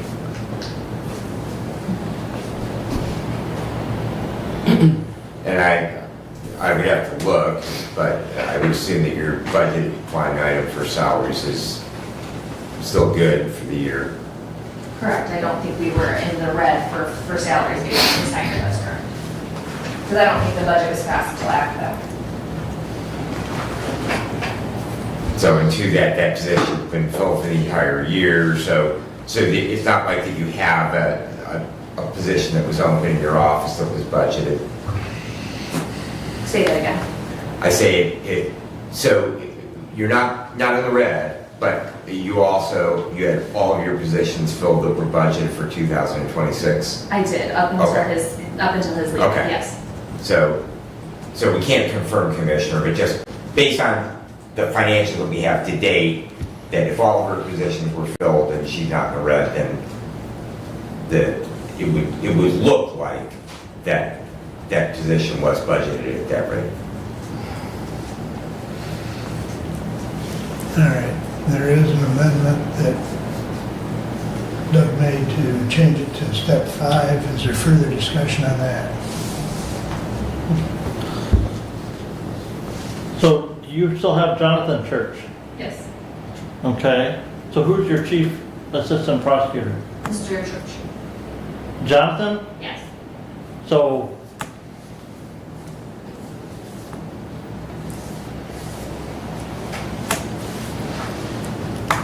Discussion on the amendment is where we're at. No further discussion. Roll call on the amendment. Commissioner Wiley? Yes. Commissioner Benzing? No. Commissioner Leininger? no. Commissioner Ingalls? Yes. Commissioner Collins? No.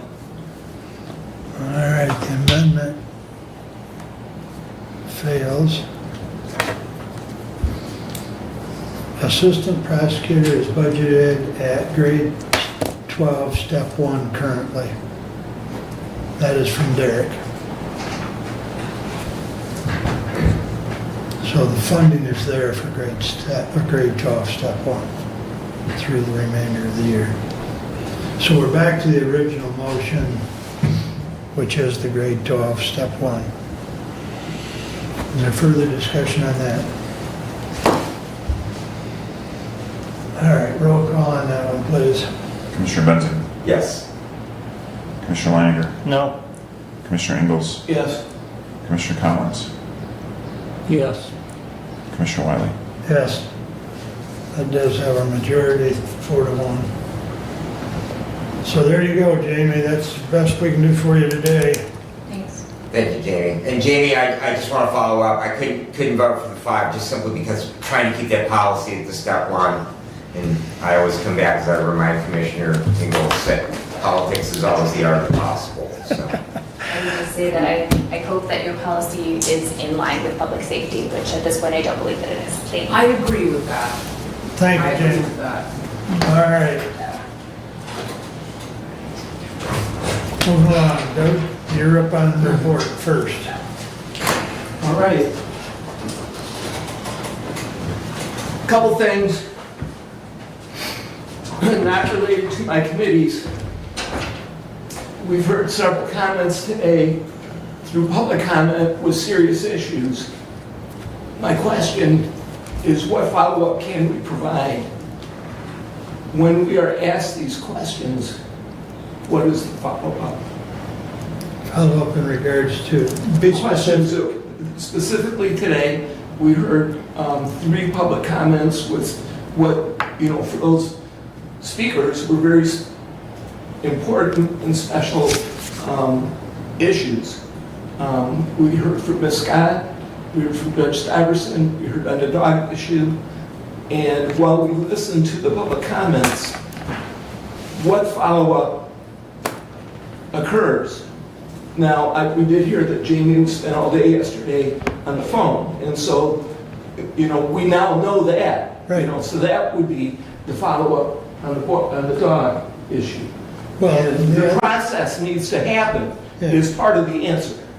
Well, part of the dog issue is that the state police handled the call and the state police are doing the investigation.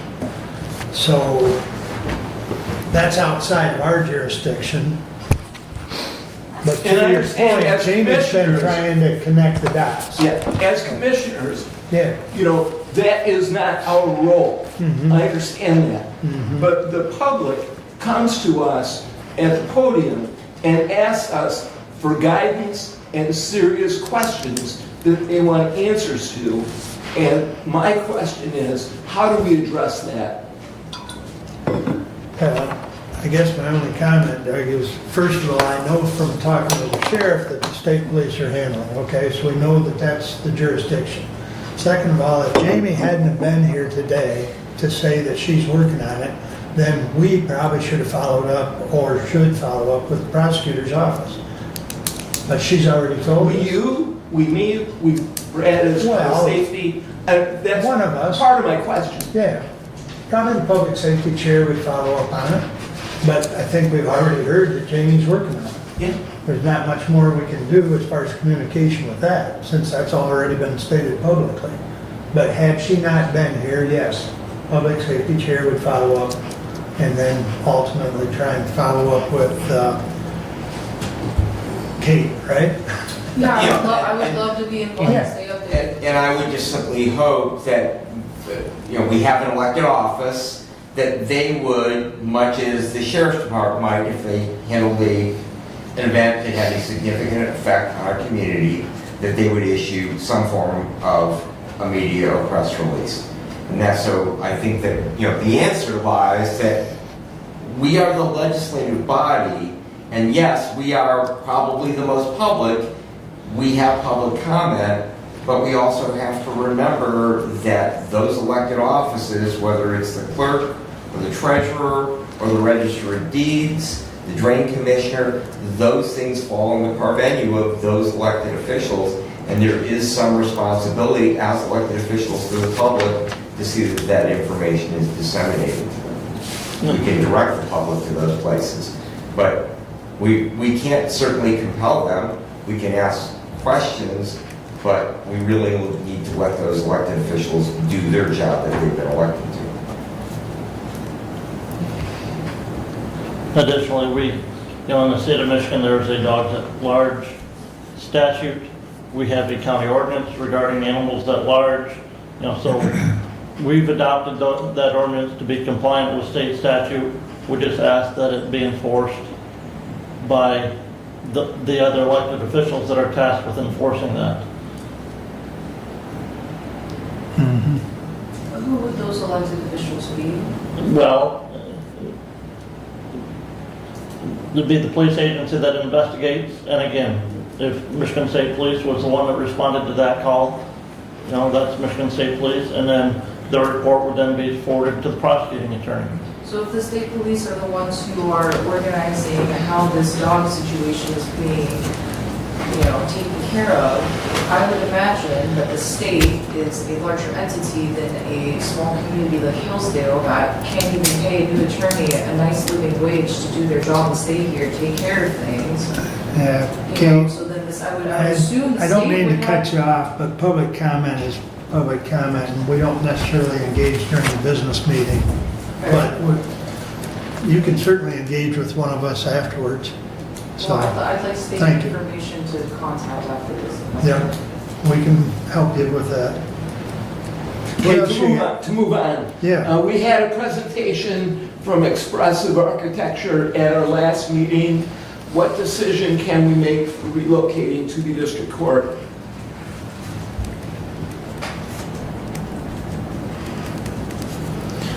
I'm assuming everyone looked at the packet that Deb sent out to you with all the drawings and such.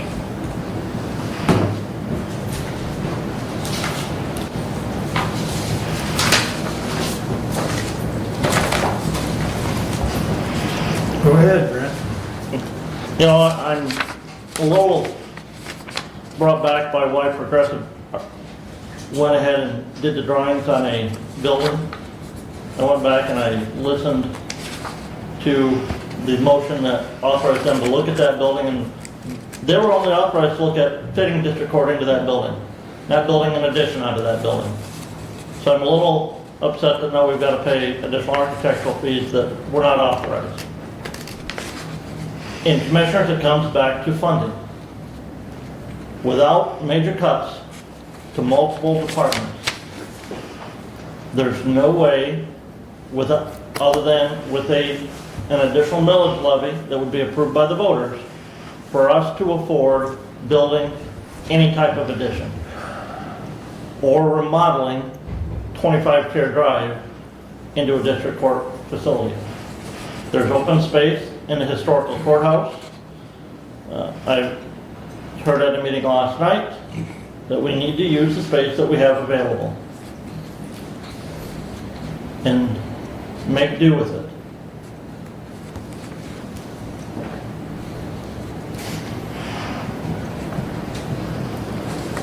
And I would just simply ask Commissioner Leonard, are you prepared to make that motion? Because we need to have a plan. The clock is ticking. We really have reached the point of no return.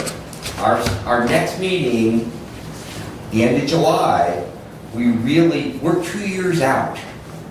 And we have heard if we're going to construct a space, that it's going to take a year to remodel or construct a space.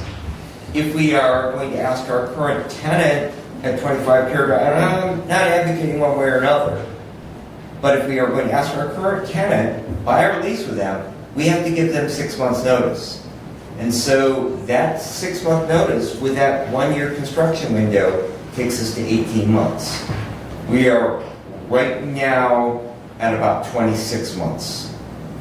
So are you willing today, because we need to set a path, we can't stand here week after week after week and tell the public, well, we haven't got any money, and so we're going to have to do with what we've got. And I most certainly, I drive a truck that has 340,000 miles on it because I have to make do with what I've got. And sometimes that's what we have to do. But is that the path? Because we have to make a decision. We can't just simply delay. If that is what we are going to do, we are going to tell the court, you are going to have to fit in there, then we need to start making those plans, moving those offices, making that space, and dealing with the consequences of that. Because I assure you, from my conversations with the judges, there will be consequences if that is our decision. But all I'm asking for today is simply that we set a course and we stick to it. Well, it was asked that the architect draw up some kind of plan for putting it in the courthouse. And that did not get done. So, I guess my thing is, why didn't that get done? I mean, he never even said that it couldn't be done, he just didn't do it. He told Commissioner Ingalls it couldn't be done, but he did not tell us why wasn't a plan drawn out for the courthouse And I guess if we're gonna put $3 million into something, I would rather see the new building go up than put $3 million into the building that we have. And also, where are we gonna get the money? That's always been asked. Yes, we don't have any money. Where are we gonna get the money? Nobody wants to say that we're gonna make cuts or we're gonna put it up for election. Everybody just bounces that ball off the wall. If we're gonna plan something, we need to plan what we're gonna do to get the money.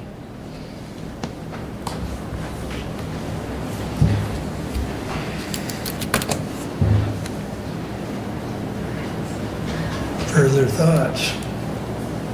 Well, I ask as well, Commissioner Leininger, do you have a motion? I do not today, Commissioner. If need be one, I would prepare one for next meeting. Well, Commissioner Benzine reiterated a portion of the timeline at 1 year plus 6 months. In addition, finding the project manager, finding the vendors, finding the construction agency that is going to build is going to require time in advance of that. So the 18-month timeline really isn't the hard timeline. The timeline is now. And we've known since we sold the annex that this was in front of us. And it's amazing to me, with the plans that have been brought, that have not been acted on, that we still today apparently are not going to act yet.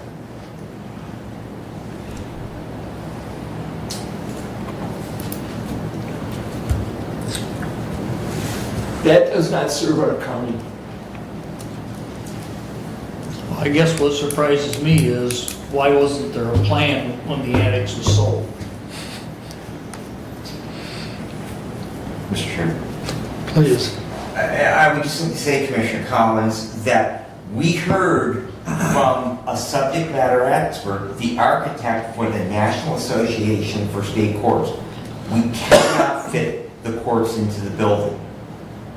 We cannot do that. We've already heard from an expert, an architect, that was commissioned. The judge got a grant. We brought them in. That was Nathan Hall. And we heard from Nathan Hall, you cannot fit the 3 courts into that building. And he proposed several proposals that would include additions to that building. What we heard from Expressive Architecture was just simply echoing that. And that was, it won't fit. The only solution is to put an addition on the building. And that's not what I'm saying, Brad.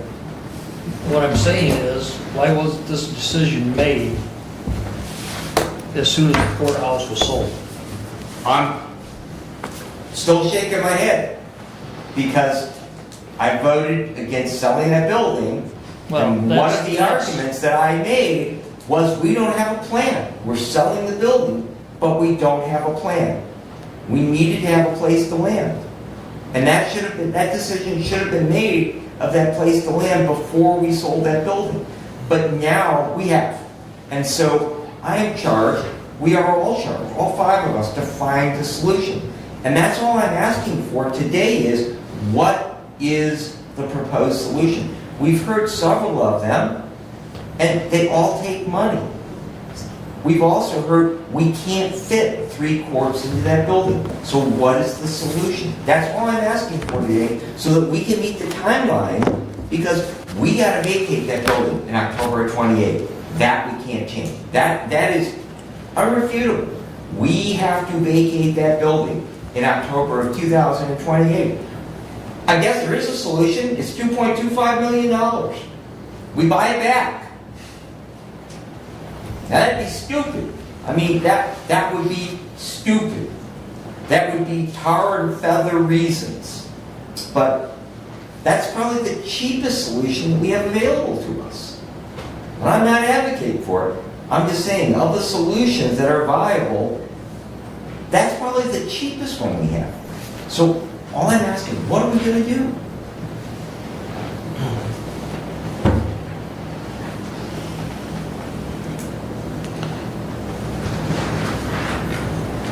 I think Commissioner Leininger has indicated he'll bring back a motion at the next meeting, which we will hold him to it because the clock's ticking. And to kick it down the road 2 weeks is not healthy, but that's the only thing I see on the table right now is indication of anything to your point, you know, a resolve to the problem. So you're charged with bringing us something that's going to put this thing into a timeline. Or is there a motion from another commissioner today? I'm not hearing one.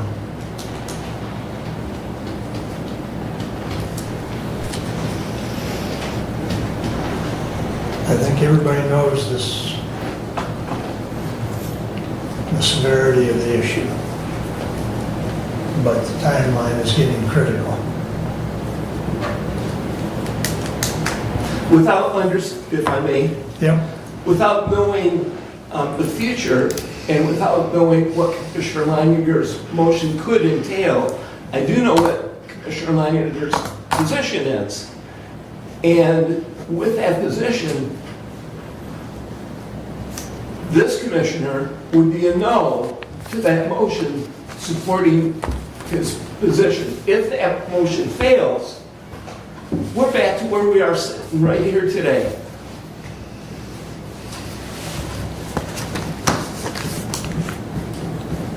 Understood. Moving along, do you have anything else? No, I do not. All right, any questions for Doug? Okay, Kevin, you're up next. At the VA meeting yesterday, Richard Deller put in his resignation for the Veterans Affairs Board, and they accepted it.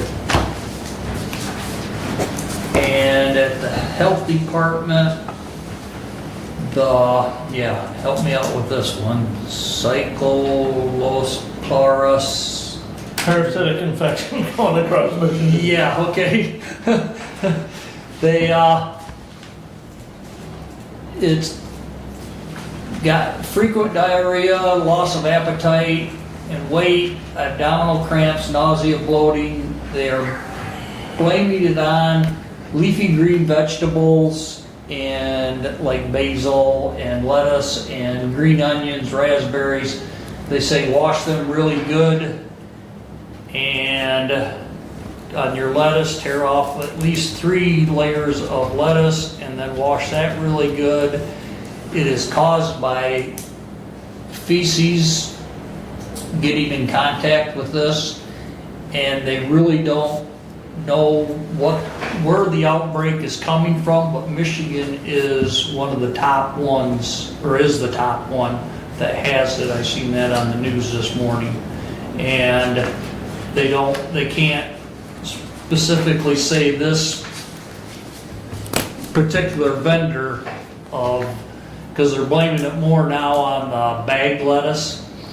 So they can't say this particular vendor, so just be careful with that. And that's all I have.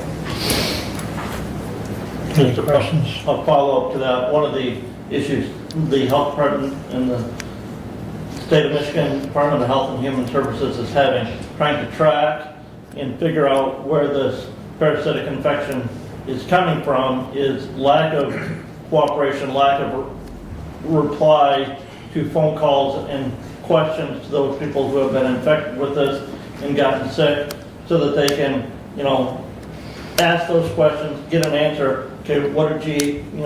Did you buy, lettuce? Was it a whole head of lettuce? Was it bagged, pre-washed, lettuce? To be able to track that back to the source of origin.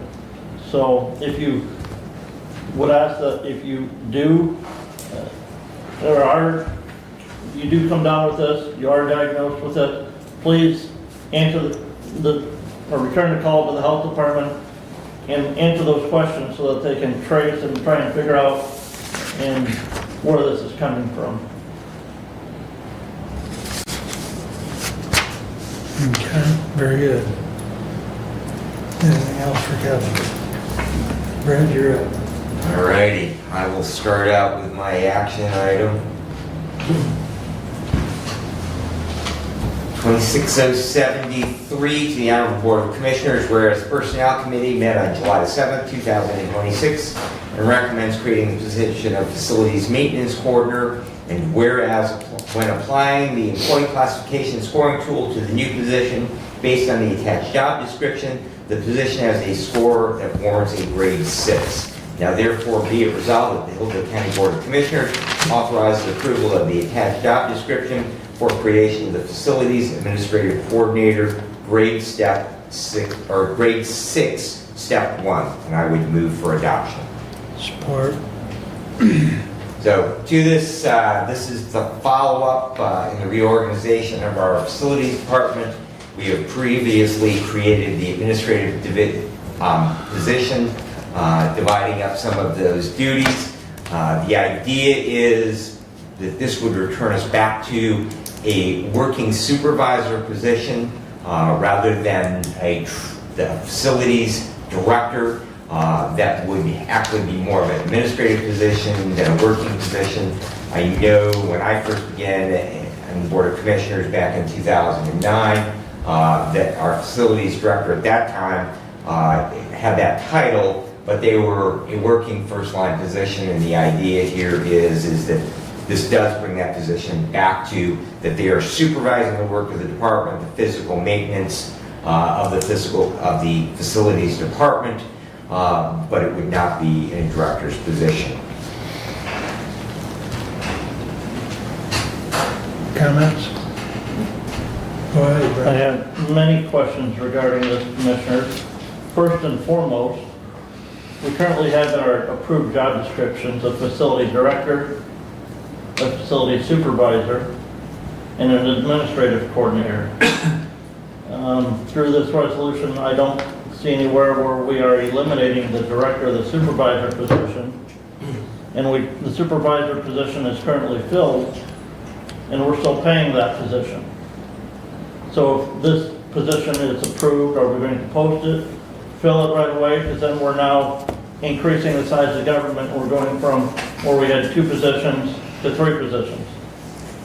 The short answer to that is no, we're not going to post this position right away. The long answer is that, as you're well aware, we're dealing with a situation where we don't have all the answers right now, and that's part of the reason this will not be posted until the questions are, resolved on the remaining issue. Okay. Just so I can follow that. And the intent of the Management and Personnel Committee, Commissioner, is that we will be bringing a resolution to eliminate the position of Facilities Director. However, because of the logistics, this is a relatively rapidly changing situation, and we are kind of trying to feel our way in this, but we do want to go ahead and get the groundwork so that, because we can't do things in that department until we have at least some answers to ongoing questions with the current person in that position. And so, therefore, we need to be in a place, much like we heard from the prosecuting attorney today, that she needs to fill that position. She has a vacancy, has had a vacancy for several weeks now, and the needs of her department. We need to have that boots on the ground position. Unfortunately, right now, we can't make those changes. So, but we need to be ready to be able to do that as soon as we actually viably can. And I think we've mentioned previously, we have had a discussion with labor attorney as to how to correctly navigate these waters. And so far, we're we're following the advice of council. So, My next question, Commissioners, ties directly to the job description. In tying that job description then to factor 1, education and relevant experience on the score factor. The job description says educational qualifications, none. Certifications required, none. And in the scoring factor that the Management and Personnel Committee brought forward, which college grade A on that is a high school diploma or equivalent. The next level up is vocational or trade school or some college, business school, or specialized training less than an associate's degree. And it was scored at a 2 to 3 years of experience on that level. How, when the job description says no educational qualifications and no certification requirements, do we get above a high school diploma or equivalent less than 2-year qualifications required in that scoring factor?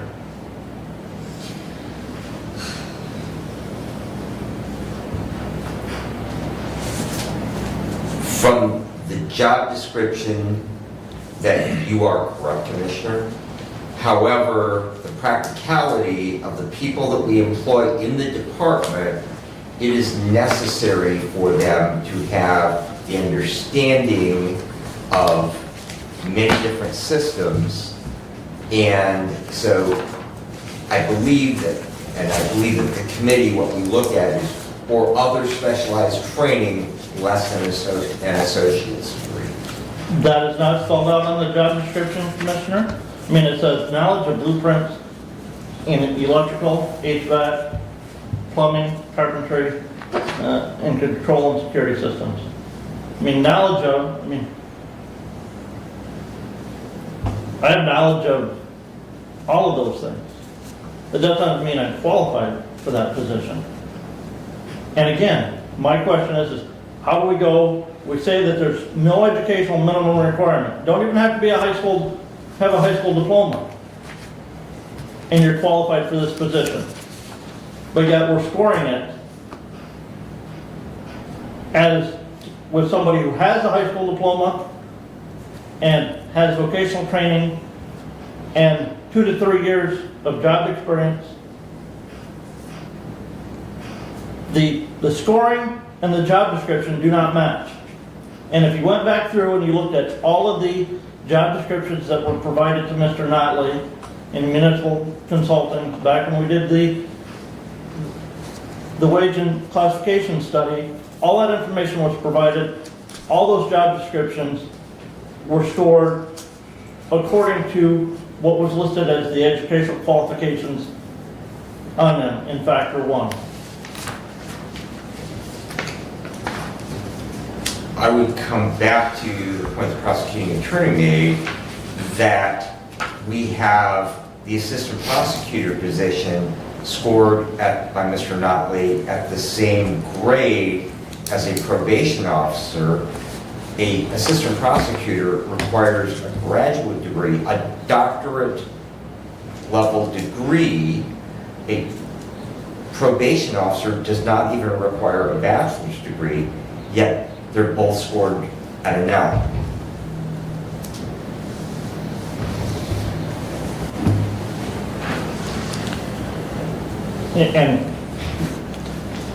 And I go from factor 1 to factor 2. And when the job description says you have to have no educational qualifications, no certification requirements, and I go to factor 2, and I look at where this job description scored that factor 2, and then I look at where the facility director was scored. The facility director was scored at a D, somewhat more than 390 points. And this recommendation has that at a 540. And looking at all of the other job descriptions that we have, the only individuals that are scored that high on that factor have Juris Doctorate degrees. How are you telling me that somebody in the job description can be a high school dropout?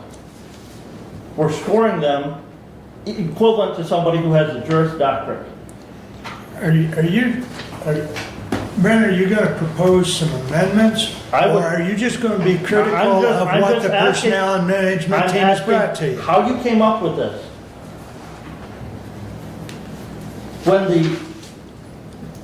To me, this needs to go back and be rescored and brought back, and the job description written to include educational and certification requirements. Are you proposing that? I move that we refer this back to the Management and Personnel Committee.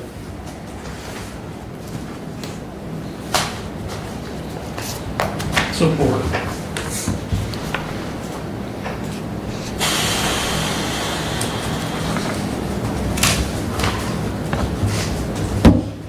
Roll call.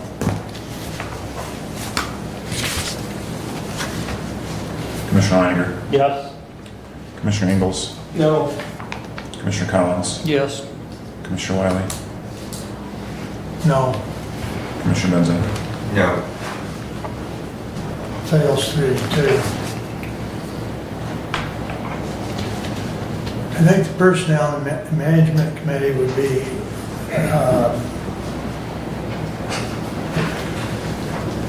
at least I know, speaking for myself, I can't speak for Brad, of course, but I think we'd be agreeable to an amendment.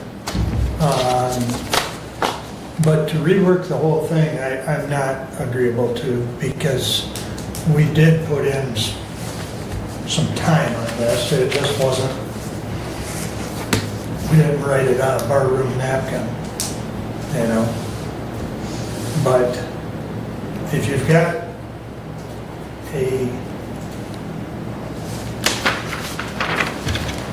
an amendment, say, for instance, to the educational qualifications, then please tell us what that is. I did not bring that today. Again, I think that it was defeated, should go back, be reworked, and come back at our next meeting. Because and again, I have concerns with other factors. I think the scoring, again, to me the scoring is too high based on the job description for factor 1, extremely high for factor 2, but I also think that it's low on a couple of the other factors down through there.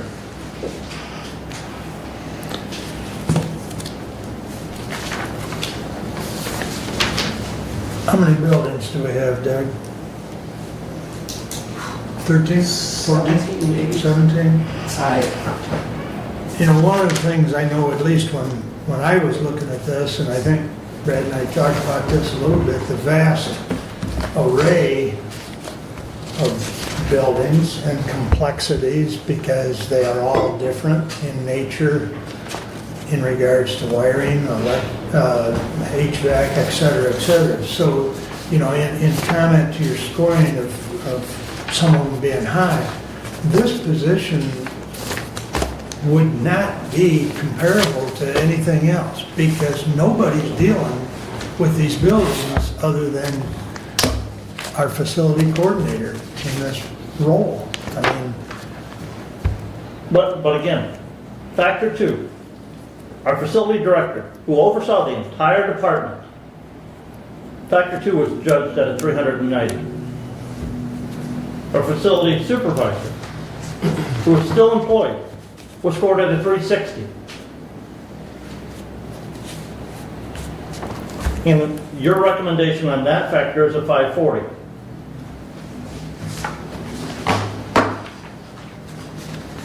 To me, that makes the argument for every department head who says Mr. Notley scored everybody wrong and the job classifications and the scoring factors were not right. And some folks said that right at the beginning. They did. we're making the argument for them if we approve this job description and this scoring classification. We also did say that initially we would accept Mr. Notley's recommendations with caveat that there would be adjustments along the way.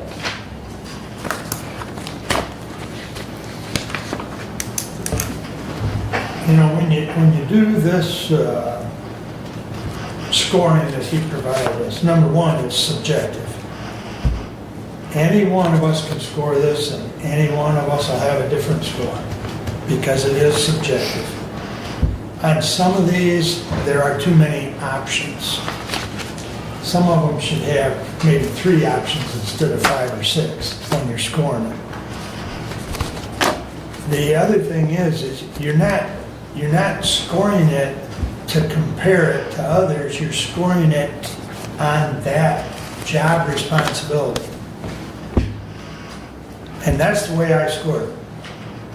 Now, Brad and I scored it within 5 or 6 points of each other. And we did it independently. But yet we came up with the same 1,500, and I think he was at 1,506 or something, and I came up at 1,513. So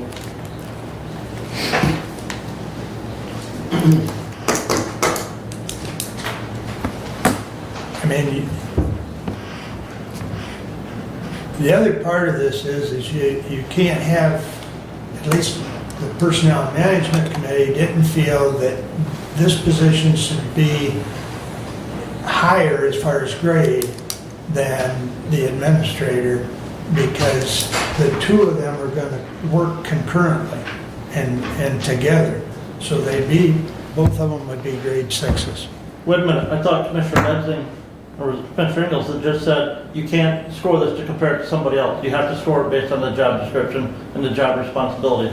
You're just telling me you scored it to make sure it wasn't higher than the administrative coordinator position. That's not what I said. I said the score comes out that it's a grade 6, and that 2 of these positions are working concurrently, or, together.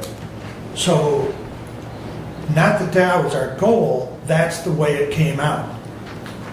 It wasn't our goal by any means, and that's not what I said. We weren't trying to compare it to the 2.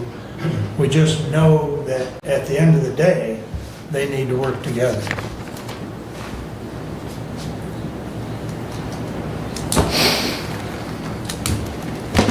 Chair. Please. I have some specific questions as well, Commissioner Langer. Okay. My first question is, who will this position direct report be? Well, either the job description says the Board of Commissioners. Okay, with that being said, the questions are, who approves the time card? Who approves time off? Who approves comp time? Who approves overtime?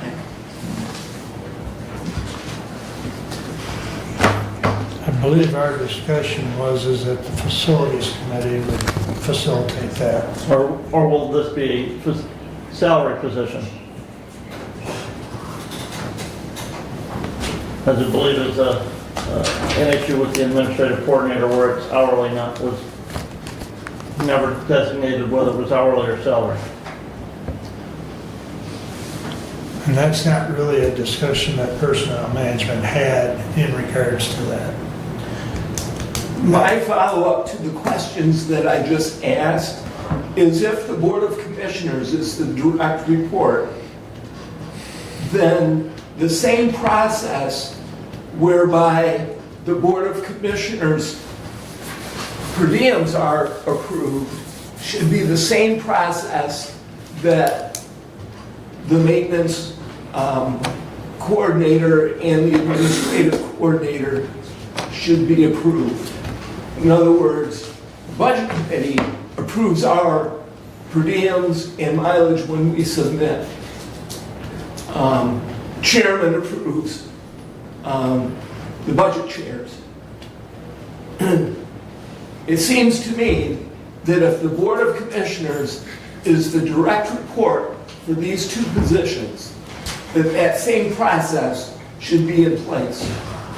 I can tell you that I've been approving the administrative coordinator's time card, and there are elements of that that to me are in question, and I am not comfortable approving for the Board of Commissioners that time card. Because some of what I approve, I will continue to approve, but there are other elements on that time card that I may not approve. And if it's to be a rubber stamp, then that administrative coordinator or the maintenance coordinator should approve their own time card. And I don't think that's the right thing to do either. So I think, in my mind, that the same process that we have for our own pay is the process that should happen with this. Commissioner, I don't believe we have any other department head that has their time card or their approved by the Board of Commissioners. In essence, by going away from a facility director and going to the administrative coordinator and maintenance coordinator, we have a joint department head in the facility department. The facility director didn't have anybody approve his time card. He was salary. He was salary. Okay?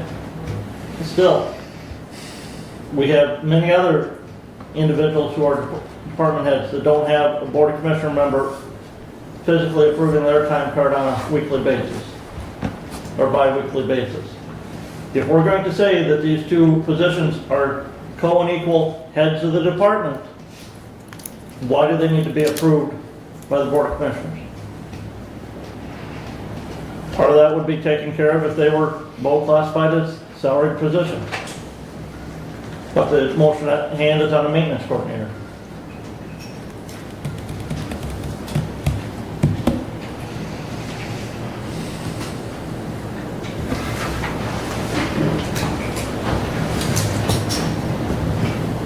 Well, we can put this to bed. This is a relatively easy thing to put to bed in regards to this position, and we simply, as part of this resolution, that we make this a salary position.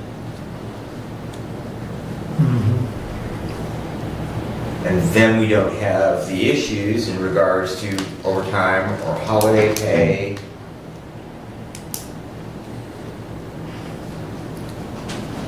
And since we do have the finance director here, there is no statutory issues at a grade 6 at the level of pay that we would have, that this would be overtime exempt. What's the total? Do you have the total salary on that? Yeah, I've got it, or I did have it there. We're far in excess of the minimum requirement.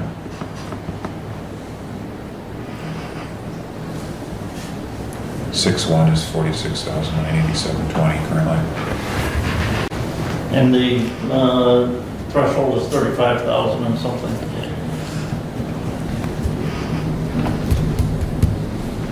Last I looked.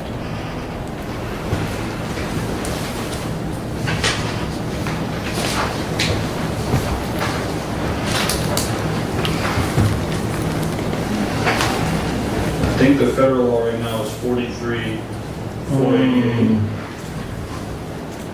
I just did a quick Google. I haven't researched that. State number. No, it's a federal rule. Federal law still shadows. Federal is always superior.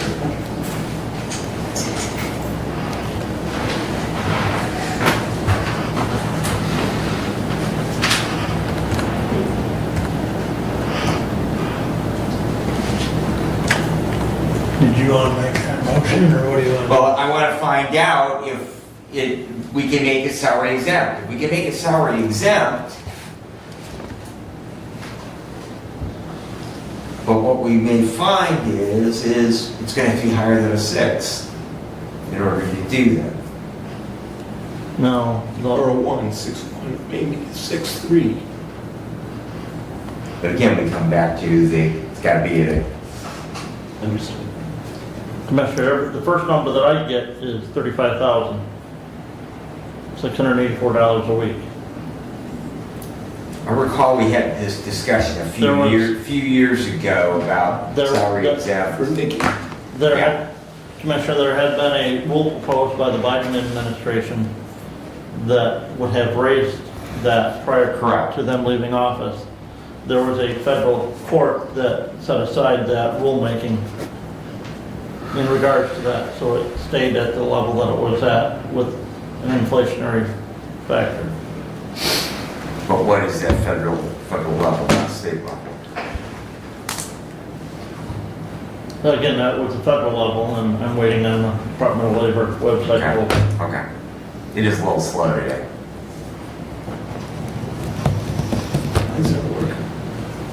What's that? Mine's not working. I mean, I've tried several times to load stuff. Yeah, it's been.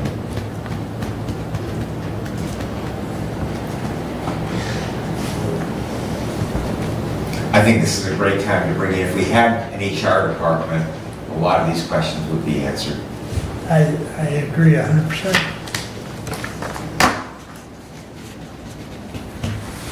You want to take it from that retirement? HR would have helped with several things. No, she doesn't.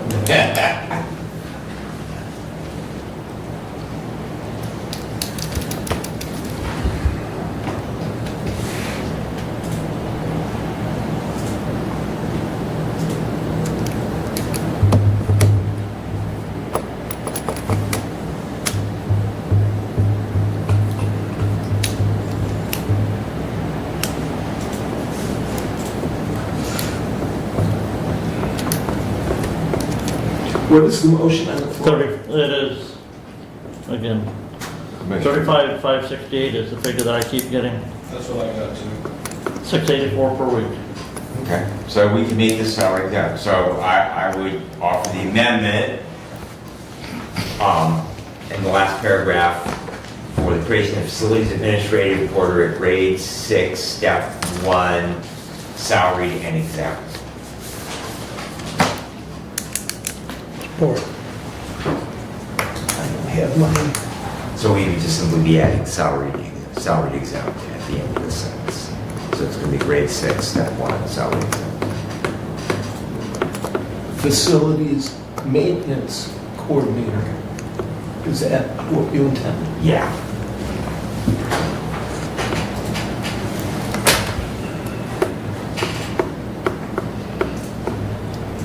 And then I will follow the motion regarding.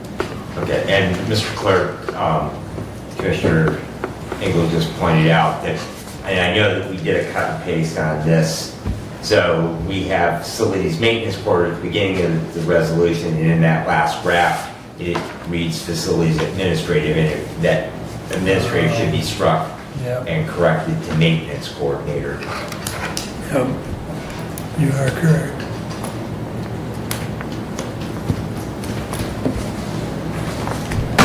Right, and I believe we have a motion and support. Correct. I didn't hear who supported it. I did. All right, discussion on the amendment to make it salaried.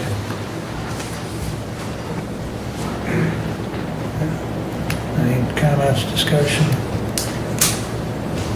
Roll call, please. Commissioner Ingles? Yes. Commissioner Collins? No. Commissioner Wiley?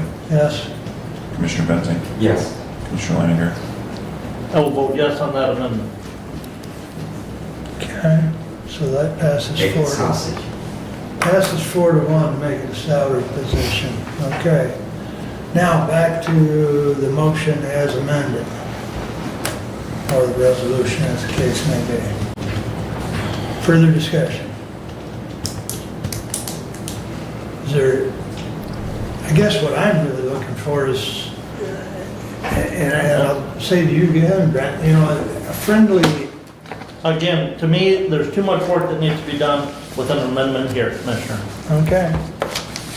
Well, I would disagree that the too much work, but I would agree that perhaps something in as far as educational qualifications is a nice friendly amendment. Because I kind of was back and forth on that one myself, but we presented it as we did. So I would be amicable to something on that, but, outside of that, I respectfully disagree with how much work you think needs to be done yet. I'll make a motion amendment that we make the education a high school diploma or equivalent, vocational or trade school, some college, business school, or others specialized training less than associate's degree. I'll support that.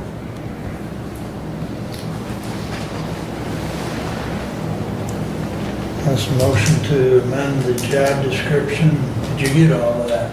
Okay, so you're just pulling that language from the score sheet and Yes. adding that to the job. Yes. Okay, I Yep. understand. Yeah. Yeah, okay. Okay. With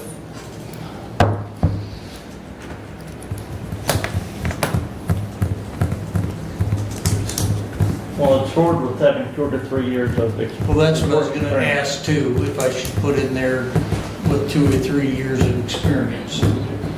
You would have to put at least 2 years' work experience based on how it's stored. I'm friendly with that, Commissioner. With 2 years' experience. Okay. And I would just simply say to Commissioner Collins' amendment that his background in facilities and trades probably speaks well to that. He's well acquainted with the skills that are necessary for that. And so I'm very, very confident that his input is appreciated.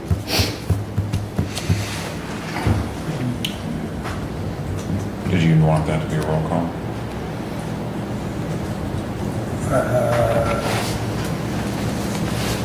Do you want a roll call, or is everyone, Friendly amendment? all in favor, signify by saying aye? Aye. Opposed, same sign. Sounds to me like it's good. All right, so that change is made to the job Do you description. have anything else? Anything else? I believe we are ready for the roll call on the resolution as amended. Commissioner Wiley? Yes. Commissioner Benzing? Yes. Commissioner Leininger? No. Commissioner Ingles? Yes. Commissioner Collins? No. It was passed 3-2. Please continue, Brad. All right. Thank you. I have a motion regarding the Administrative Facilities Administration Coordinator. When is the proper time for that? If I conclude my report, and since we have Alexis, that'd be wonderful then. Go ahead. So the department heads, we had our monthly meeting on the 25th. Commissioner Wiley was absent for that. I ran the meeting. We do need to have out through ADP an acknowledgement for all employees for the revised handbook that we adopted a month ago, and we will have that up on. The IT department is working with the finance department to get that pushed out on ADP, and there, I believe, will be a pop-up then. You got something on it, Jared? I have sent out an acknowledgement for that. Okay. I can look at the stats and see what we've gotten back, but I sent that out when you approved the last handbook. Very good. Thank you. Sheriff reports that they have one going to the academy this fall, and they have 2 more spots for academy positions open that are funded. Central Dispatch is needing mandated overtime to staff currently. They currently have 3 full-time and 1 part-time openings out there.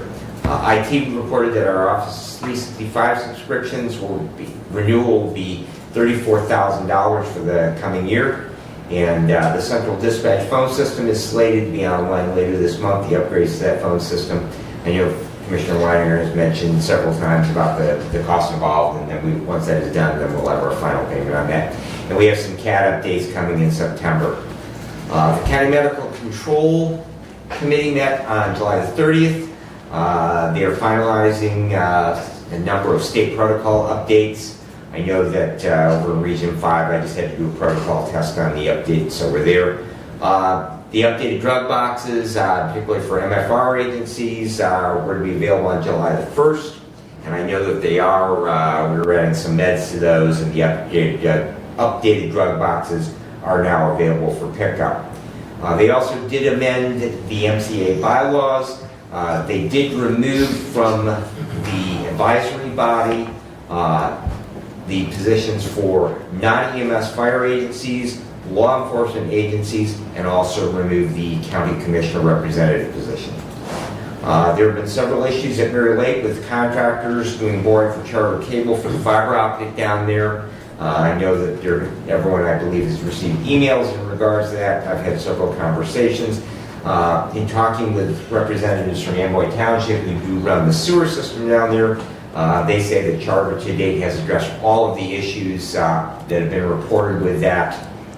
There's some remediation ongoing, but they have been very responsive in regards to that. However, there are continued concerns regarding unknown damage to sewer laterals owned by seasonal residents, because there are people that they don't come out there, they may not have been out to their homes out there, and so they won't know if there was an intrusion into their sewer lateral to the sewer mains. We do have a mental health first aid class scheduled for October the 23rd. That will be here at Lifeways, and we will be pushing out registration information to all county employees.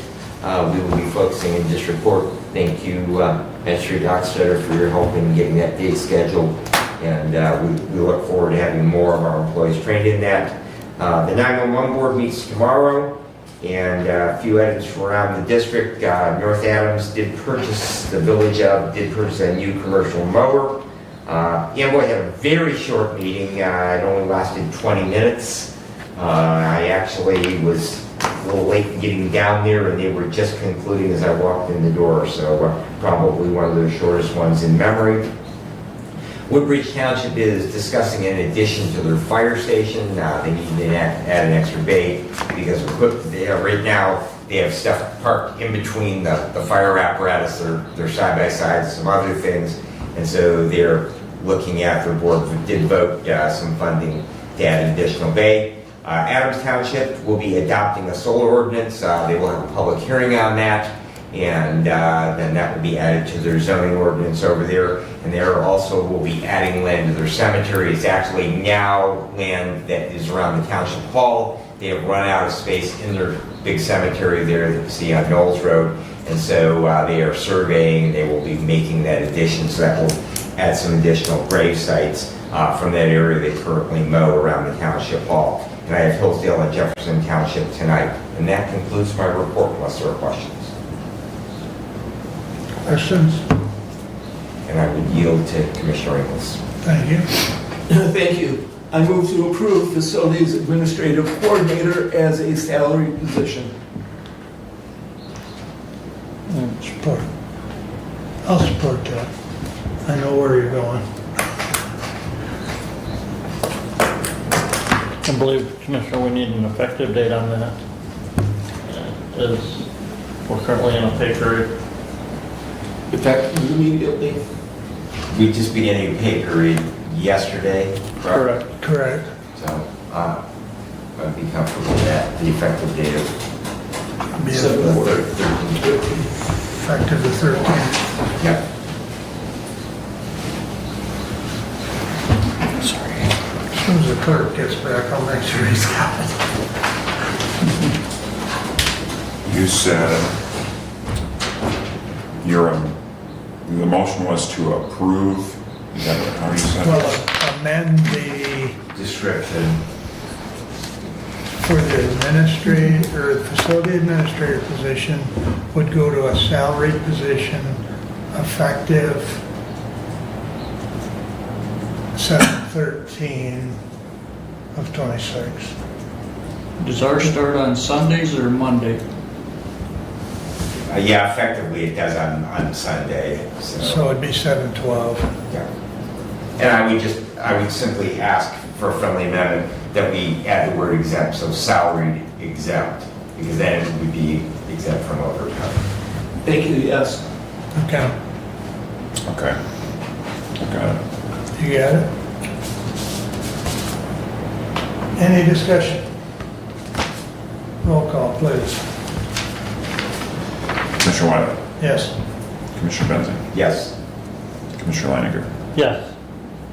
Commissioner Ingles, Yes. Commissioner Collins. Yes. Yes. Passes 5-0. Thank you for that. All right. I believe that brings us up to Brent. Okay, nothing in the agenda for action for us today. In the packet, though, was the audit that was filed with the state of Michigan the end of June.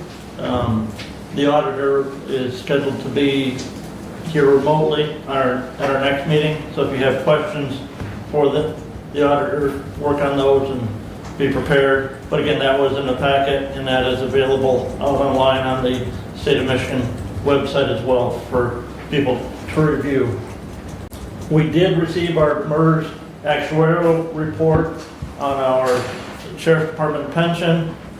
Question whether we wanted Marty Daggett to come and go over that with us or even present to us remotely on that.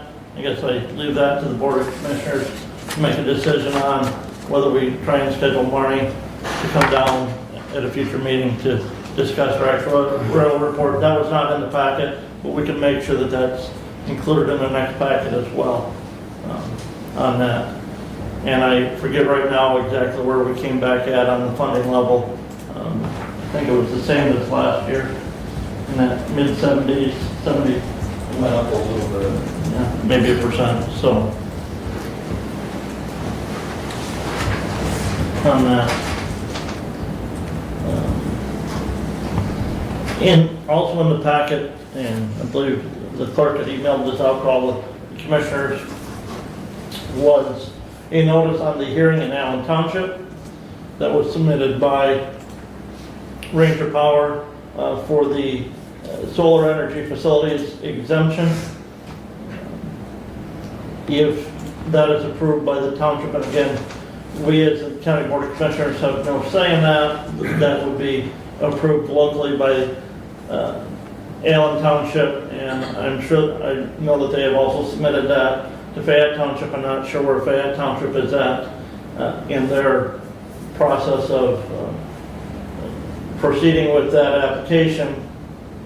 If that was approved, the personal property associated with that solar facility would not be subject to ad valorem property taxes, but there would be a payment in lieu of taxes made in regards to that facility based on the plated megawatt capacity of the project. Reviewing the statute, and I have a printed copy here, if any, have one copy if you want to take a look at it.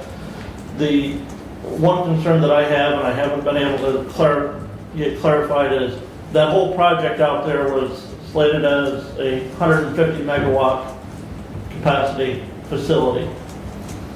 But the payment in lieu of taxes is based on an annual certification that has to be filed with by the operator by December 31st of every year. I believe the notice that we got indicated that they were stating that there were 18 megawatts in Allen Township of that facility, is what they're looking at there. And even talking with a member of the Allen Township Board, their concern is it going to stay at 18 megawatts for the entire 20 years of that tax statement if that is approved? And I can't find anywhere where it specifies how that is calculated on an annual basis, other than it's something that's declared by the owner of the system and filed on a form prescribed by the State Tax Commission. I will say that, you know, the real estate, the property that those solar panels sit on, continue to pay ad valorem property taxes if this is approved. If it's approved, looking at the numbers in the near term, we would probably see a little less tax revenue to the county in the near term. Because if it's not approved, they pay at an ad valorem tax rate, and it's based on the taxable value of the panels now. But those tax panels, or those solar panels, depreciate very fast in the state of Michigan's tax schedule.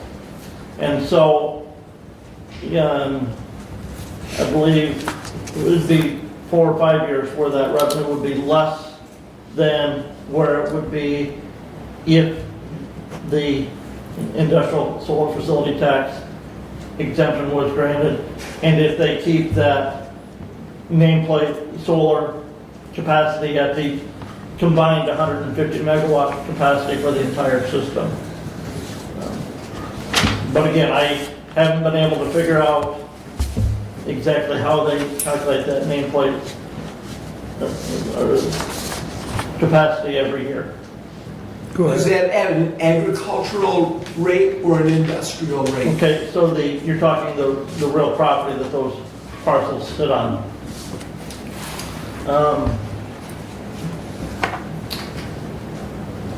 The parcels that I have looked at, Commissioner, on the tax classification where those solar projects sit have been changed from agricultural to industrial. How does that change the rate?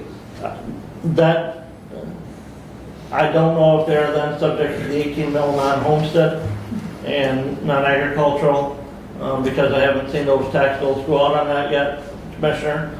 But as far as the taxable value itself, that does not change, because other than the inflationary rate on those properties every year. The value is the same. Well, the value increases the rate of inflation as far as the taxable value. The state equalized value is recalculated on that parcel, then based on it being an industrial parcel.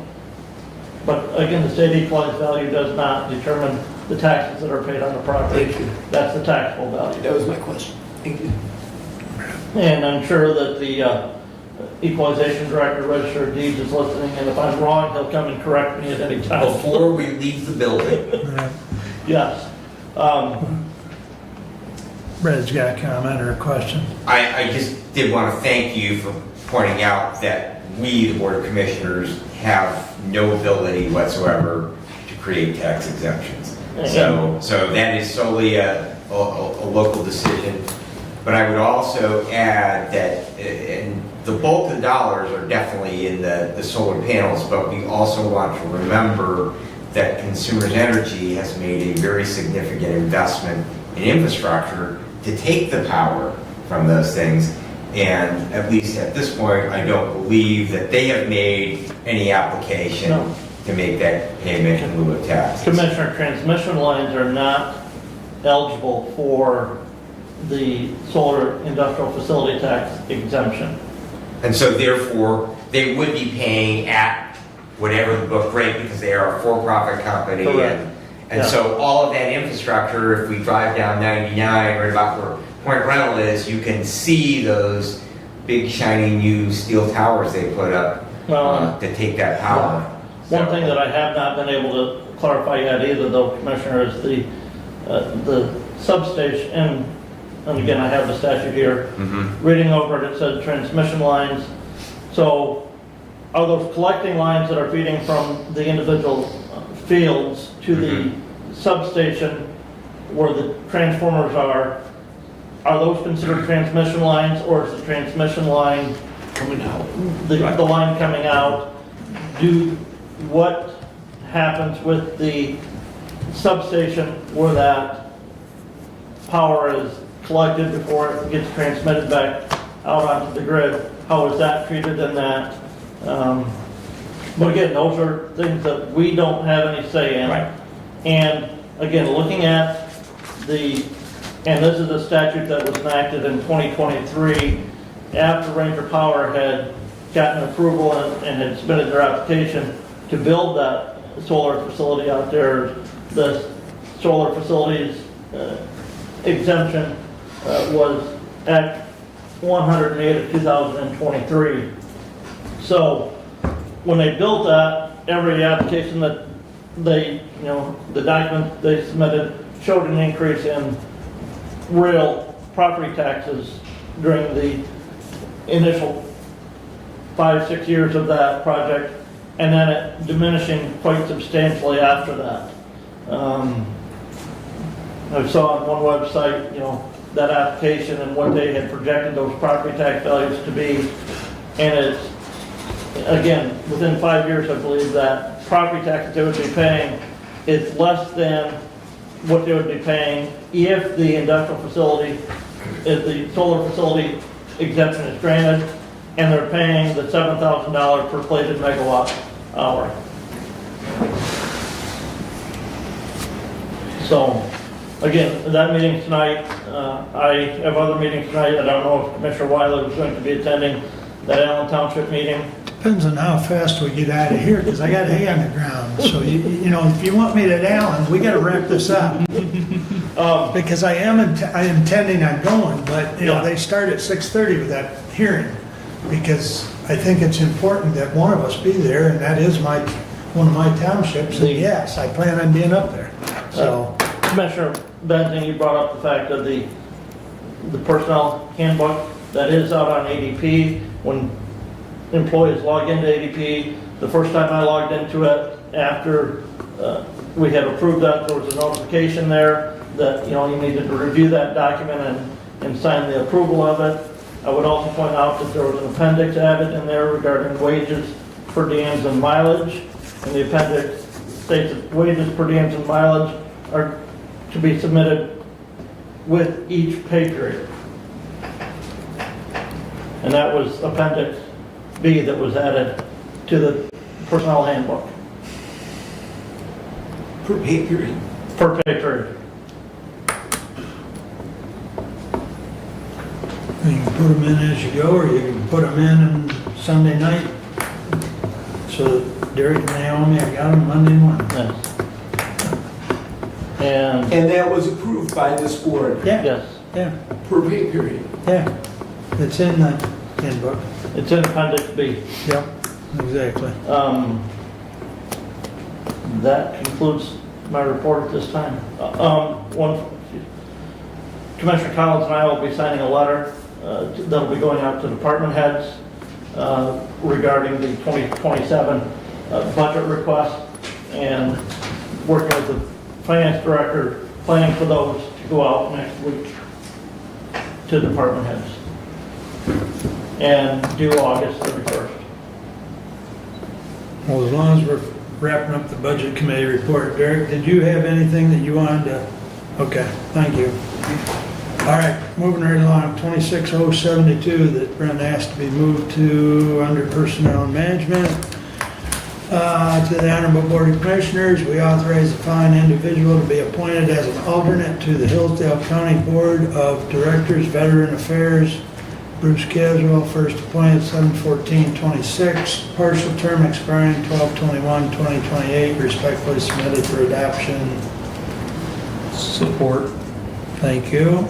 Question? I had some questions on this. I did not know we had a vacancy for this position on the Veterans Affairs Board, because we received a notification yesterday that Mr. Della resigned, but he was a full-time individual, and I went and I looked at the board appointments, and it does not show any vacancy on this position, and I have not seen anything that this individual.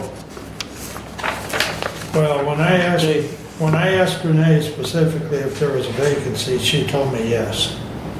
So There are 5 board appointments, and they like to keep 2 or 3 alternates, so that if one of the board, I updated it from one of the what 5 it said. isn't there, the alternate can step up and be in there.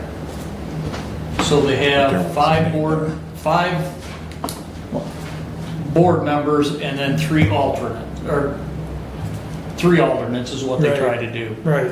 And he is an alternate now until he moves up to a board member. But again, I looked at the listing online yesterday and it showed no vacancies. This is the latest, greatest one that Abe just printed me, okay? And there is a vacancy, and actually now there's two vacancies because Richard was actually a alternate, not a regular. Richard, Mr. Dollar. Dollar. Yep. Okay. The next question I have is, when was this vacancy posted in the newspaper in the county? I don't believe we post. We don't post anything on the paper. Okay, I would read to you Michigan compiled law.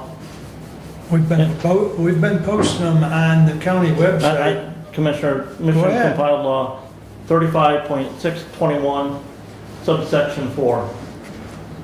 If an opening on the committee of veterans occurs, the county board of commissioners shall provide notice that the opening of one or more newspapers, or of that to one or more newspapers within the county and to veteran service organizations within the county. We've never done it. May have never done it, but I think we have to comply with the law. And the other question I have, and I don't know, I've known Representative or Senator Commissioner Caswell. Highest level he served at. Senator, is he a veteran? Yep. Yes. He does have a DD 214 because I asked the same question. Yeah, I've actually seen it, so. And again, I've known him my entire life and was not aware of his service, and I thank him for that, but I think we need to comply with the law to approve that appointment. And I would simply say we have not complied with the law on the previous ones, and so if we are going to do that, I would say that probably we would need to take retroactive action and remake those appointments after posting a said notice, because we have not complied with the law. And I'm not arguing, we get a whole discussion about publication of general circulation I know. and the relevance today, but the law is the law, and if we don't like the law, we gotta change it. Until then, we have to work within the law. So what do you propose we do at this point in time? I move we table this resolution. Support. Can I ask a question, is it's not debatable? Yeah, it is non-debatable, so we're, So, my question is for Commissioner Collins. There's no problem with the resignation of Mr. Geller, there's no problem with them having a quorum, so this will not handicap the Veterans Affairs Board for doing that? Okay, No, that's all I needed to know. As long as it doesn't handicap them, I'm fine with waiting, Commissioner, and I appreciate you bringing the point forward. Our meeting- I just want to make sure that, Our meeting was yesterday. Okay. We won't have one for a month. okay. We'll be meeting in 2 weeks. all in favor of tabling, signify by saying aye. Aye. Opposed, same sign. I will task you, since you've got the law open, I will task you of getting with Renee and making sure that takes place. Okay? And both, And and the two openings. Commissioner, I just found out was reviewing that this morning, No, so. that's fine. I mean, I totally agree with Brad. We should comply with the law. I mean, Not should, we have to comply Well, with the law. yeah, I mean, But make sure we post it for two, right. so we don't have to buy another ad. Because there is two vacancies as of this moment. Yeah. So, yes, when you get with Renee, make sure it's for two, please. All right. And And then then- I also ask that when we bring this back from the table, that we have the proof of publication attached to it, so therefore it all stays together. Can I say something? That might not be possible by the 28th, getting the proof. But Okay. All right, very good. I think we've got a direction.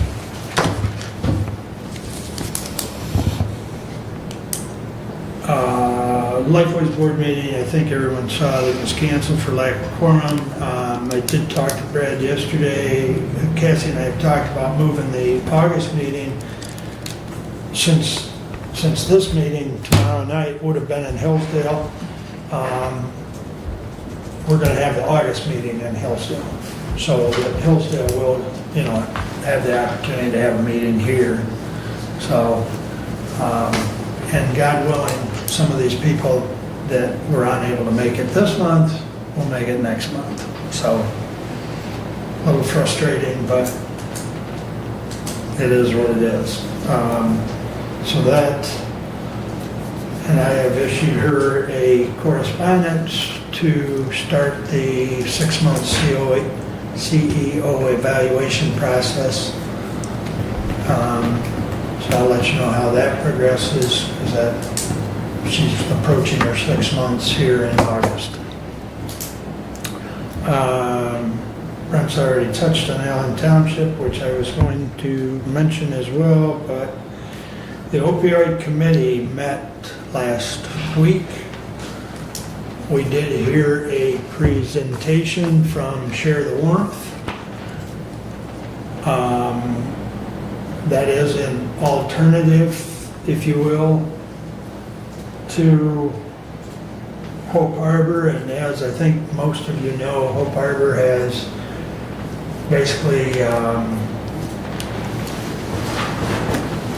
chose to change locations and still pursue their goal, but they're going in other directions. And so we may hear back from them at some point, but at this point, as you all know, we denied them any opioid funding at the last meeting. I believe, didn't they drop the lawsuit with the Yes, city? but in regards to the Share the Warmth, it was quite evident from the committee members that their proposal came nowhere near close to meeting Exhibit E's requirements. Thank you. Where Hope Harbor had a better compliance percentage, Share the Warmth, because there's no wraparound services. Currently what all they're providing is a warming shelter that is not compliant with Exhibit E whatsoever. Mm-hmm. Aside from that, we had we had their presentation, but we have nothing for you on that because of what Brent just said. The other thing we did have was reports from Chris Dewey on her progress with her, basically a continuation of the Elephant in the Room type program, and some more things to come on that. We had an update from Captain Stuyvesant on the work that's being done at the jail regarding Correct. the Medicaid assisted treatment. And they're continuing to work to try and get a DEA license so that they can get that at a cheaper rate than what we're paying for that. Approximately $500 cheaper. So, but, and then Chris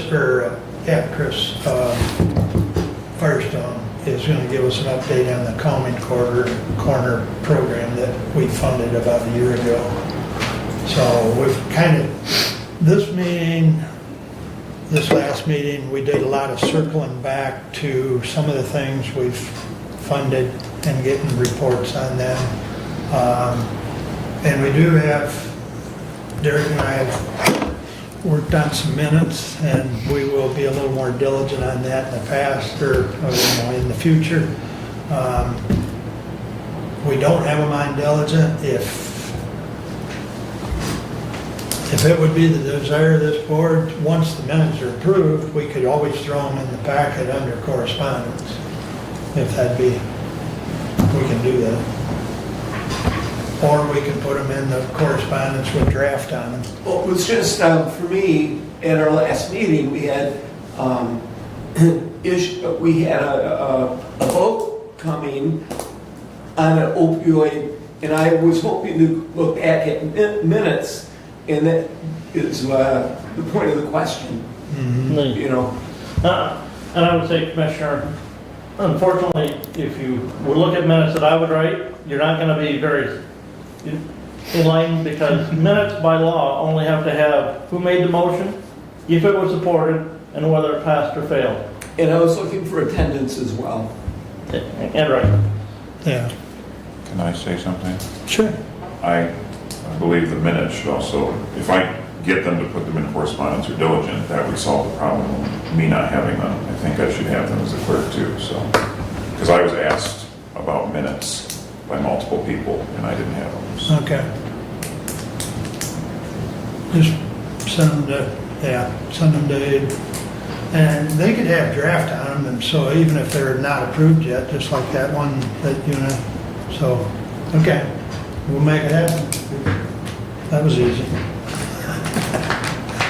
All right, Dave, that's all I have, other than we do need, I move to go to closed session to discuss and consult with the county. Are we consulting with the attorney, or we're just discussing? we're going to use her opinion legal memo that's included in your, regarding privileged confidential attorney-client legal correspondence that is exempt from disclosure under, by state law under MCL 15.2431G, as allowed under subsection 81H of the Michigan Open Meetings Act. And I ask that our county treasurer and finance director join us in that meeting. I'll support that. Roll call, please. Commissioner Benting? Yes. Commissioner Leininger? Yes. Commissioner Ingles? Yes. Commissioner Collins? Yes. Commissioner Wiley? Yes. All right. Other than the people stated, as the treasurer and finance officer, the rest of you could step out of the room. Bye, Nicole. Thanks for coming, Nicole. Have a good week, fellas. All right.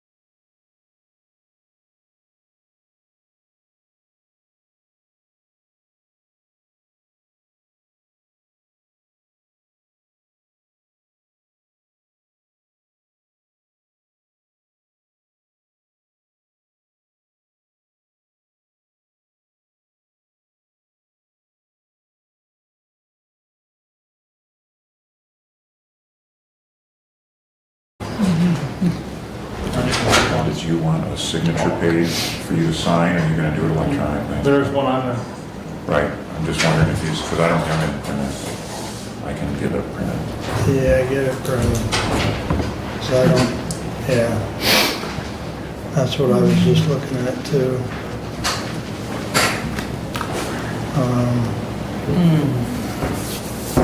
So I don't, Commissioner, I move to accept the minutes from the closed session as read by the clerk.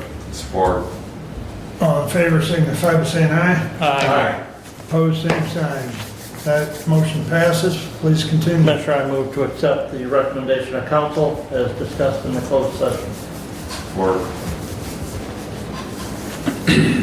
All in favor signify by saying aye. Aye. Opposed, same sign. Motion passes. Yeah, get that printed and I'll sign it and we'll get that done.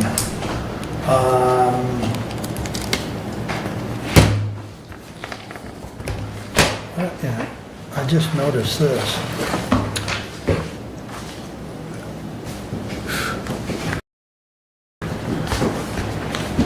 Yeah.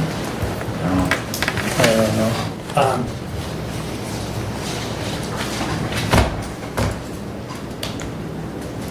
All right, additional business. Doug? Public comment. Public comment. Oh, sorry. Public comment. Yeah, absolutely. Thank you. One of my questions is, do you or do you not have a planning commission's meeting tomorrow? State your name, please. Oh, sure. What a verbal I saw.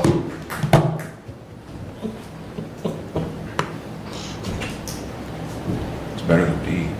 Yeah. That's right, yeah. So, do we not have a meeting or not tomorrow? You know we don't engage in public comment. So I'm recommending that you do either make the comment, because you guys made your statement about all the things you've been doing, and you said, well, you have this, we have another meeting for this and that, and no one's going to be able to attend. So I guess that maybe follow up with that with your rest of your meeting, your comments, maybe make the statements you are or you're not. I guess that would be a good recommendation. I guess the other is that, since I've been following some of the other items, I don't know what the moratorium is. I believe that, what is it there? Fayette has their plans for attending that meeting to let you know about what they decided on is a moratorium for 1 year towards that data center crap. And then I guess there's another, that subject about the dog thing came up, and that has nothing to do with the county commissioners, but I think that, she wanted to follow through with making some awareness that through the county, the dog licensing stuff became a problem, and we had discussed that last night also at the meeting we had at Scipio Township. I think it was a crucial idea that I think the people out there are ready to take the matters into their own hands, as almost as what most of the people as you are getting demonstrated coming in here contesting most of the work that's being done by the commissioners are really going to plan on this civil unrest is just unbelievable. Why is it we're still stuck with so much crap? And that brings back again, you guys always state, as you were earlier saying, law. Let's follow the law. What law are you following? Constitutional? I doubt very much you've been following it, and I don't see a lot of the stuff being done. Now, I had an argument with someone, again, about a name, and that goes back to Stephanie Scott. And Stephanie Scott had done no wrong, and yet it persisted by this county to continuously rule over her in every way to ridicule, which you've done to me as well, which I don't give a crap about. So, you can attack me all you want. If you want to put that dirt out there, grave, I don't have a problem with it. Put out the dirt, I'll bring back dirt too. So just don't give these people a lot of crap. They've done their good job. They really have. The threat that's being given right now is to the clerks. We're looking at every one in the township, every clerk here. Every one of them are somewhat fearful. Oh my God, they can do this to me or they can do that to me. I mean, it's terrible to look at these tabulators and know damn well the tabulators is a big wrong to have. You went out and canvassed every one of the townships to have them sign on to HART again for another 10 years. You know the algorithm is what you made the statement, which we have out at Somerset. We have the algorithm. We're not going to follow the state. Does that not make some idea of what's going on? I didn't try to throw dirt at you.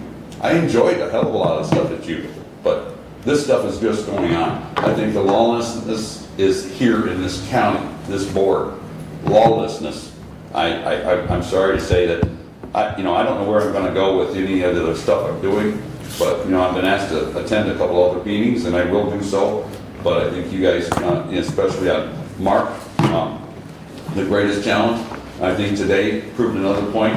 We talked about following the Open Meetings Act, as well as your open, your YouTube channel, as what I had said before, that you didn't like dirty names being put out there, so please, you can't do that. We have to take it out. Well, today I heard pissed, shit, fuck. How many things have I heard? And I didn't say one thing from you, Mr. Leininger. Why didn't you make a statement? We don't say those things in here. Now, come on. How many times are we going to go back and forth with that nonsense? Well, anyway, I praise what we have here for Stephanie. I think she's a fantastic clerk, or our treasurer, doing everything she can to keep everything straight in our books in this county. And as much wish wash is being gone, taking money out of this place to pay off for this, to pay this one, now you want another millage. Now we're going to raise your taxes so we don't get this. We did that through the windmills. We didn't get money from the windmills. Now we're doing the solar energy. I think, Mark, you know enough of it, and I think you need to address the issue clearly to the public, why it is that we're having to embark on all the solar and not have any income from. But anyway, you guys have yourself a nice day, and I'm going to get it all worked up. I'm going to get myself a glass of water. And there was no coffee here today, so I'm complaining. All right. You guys have a great day.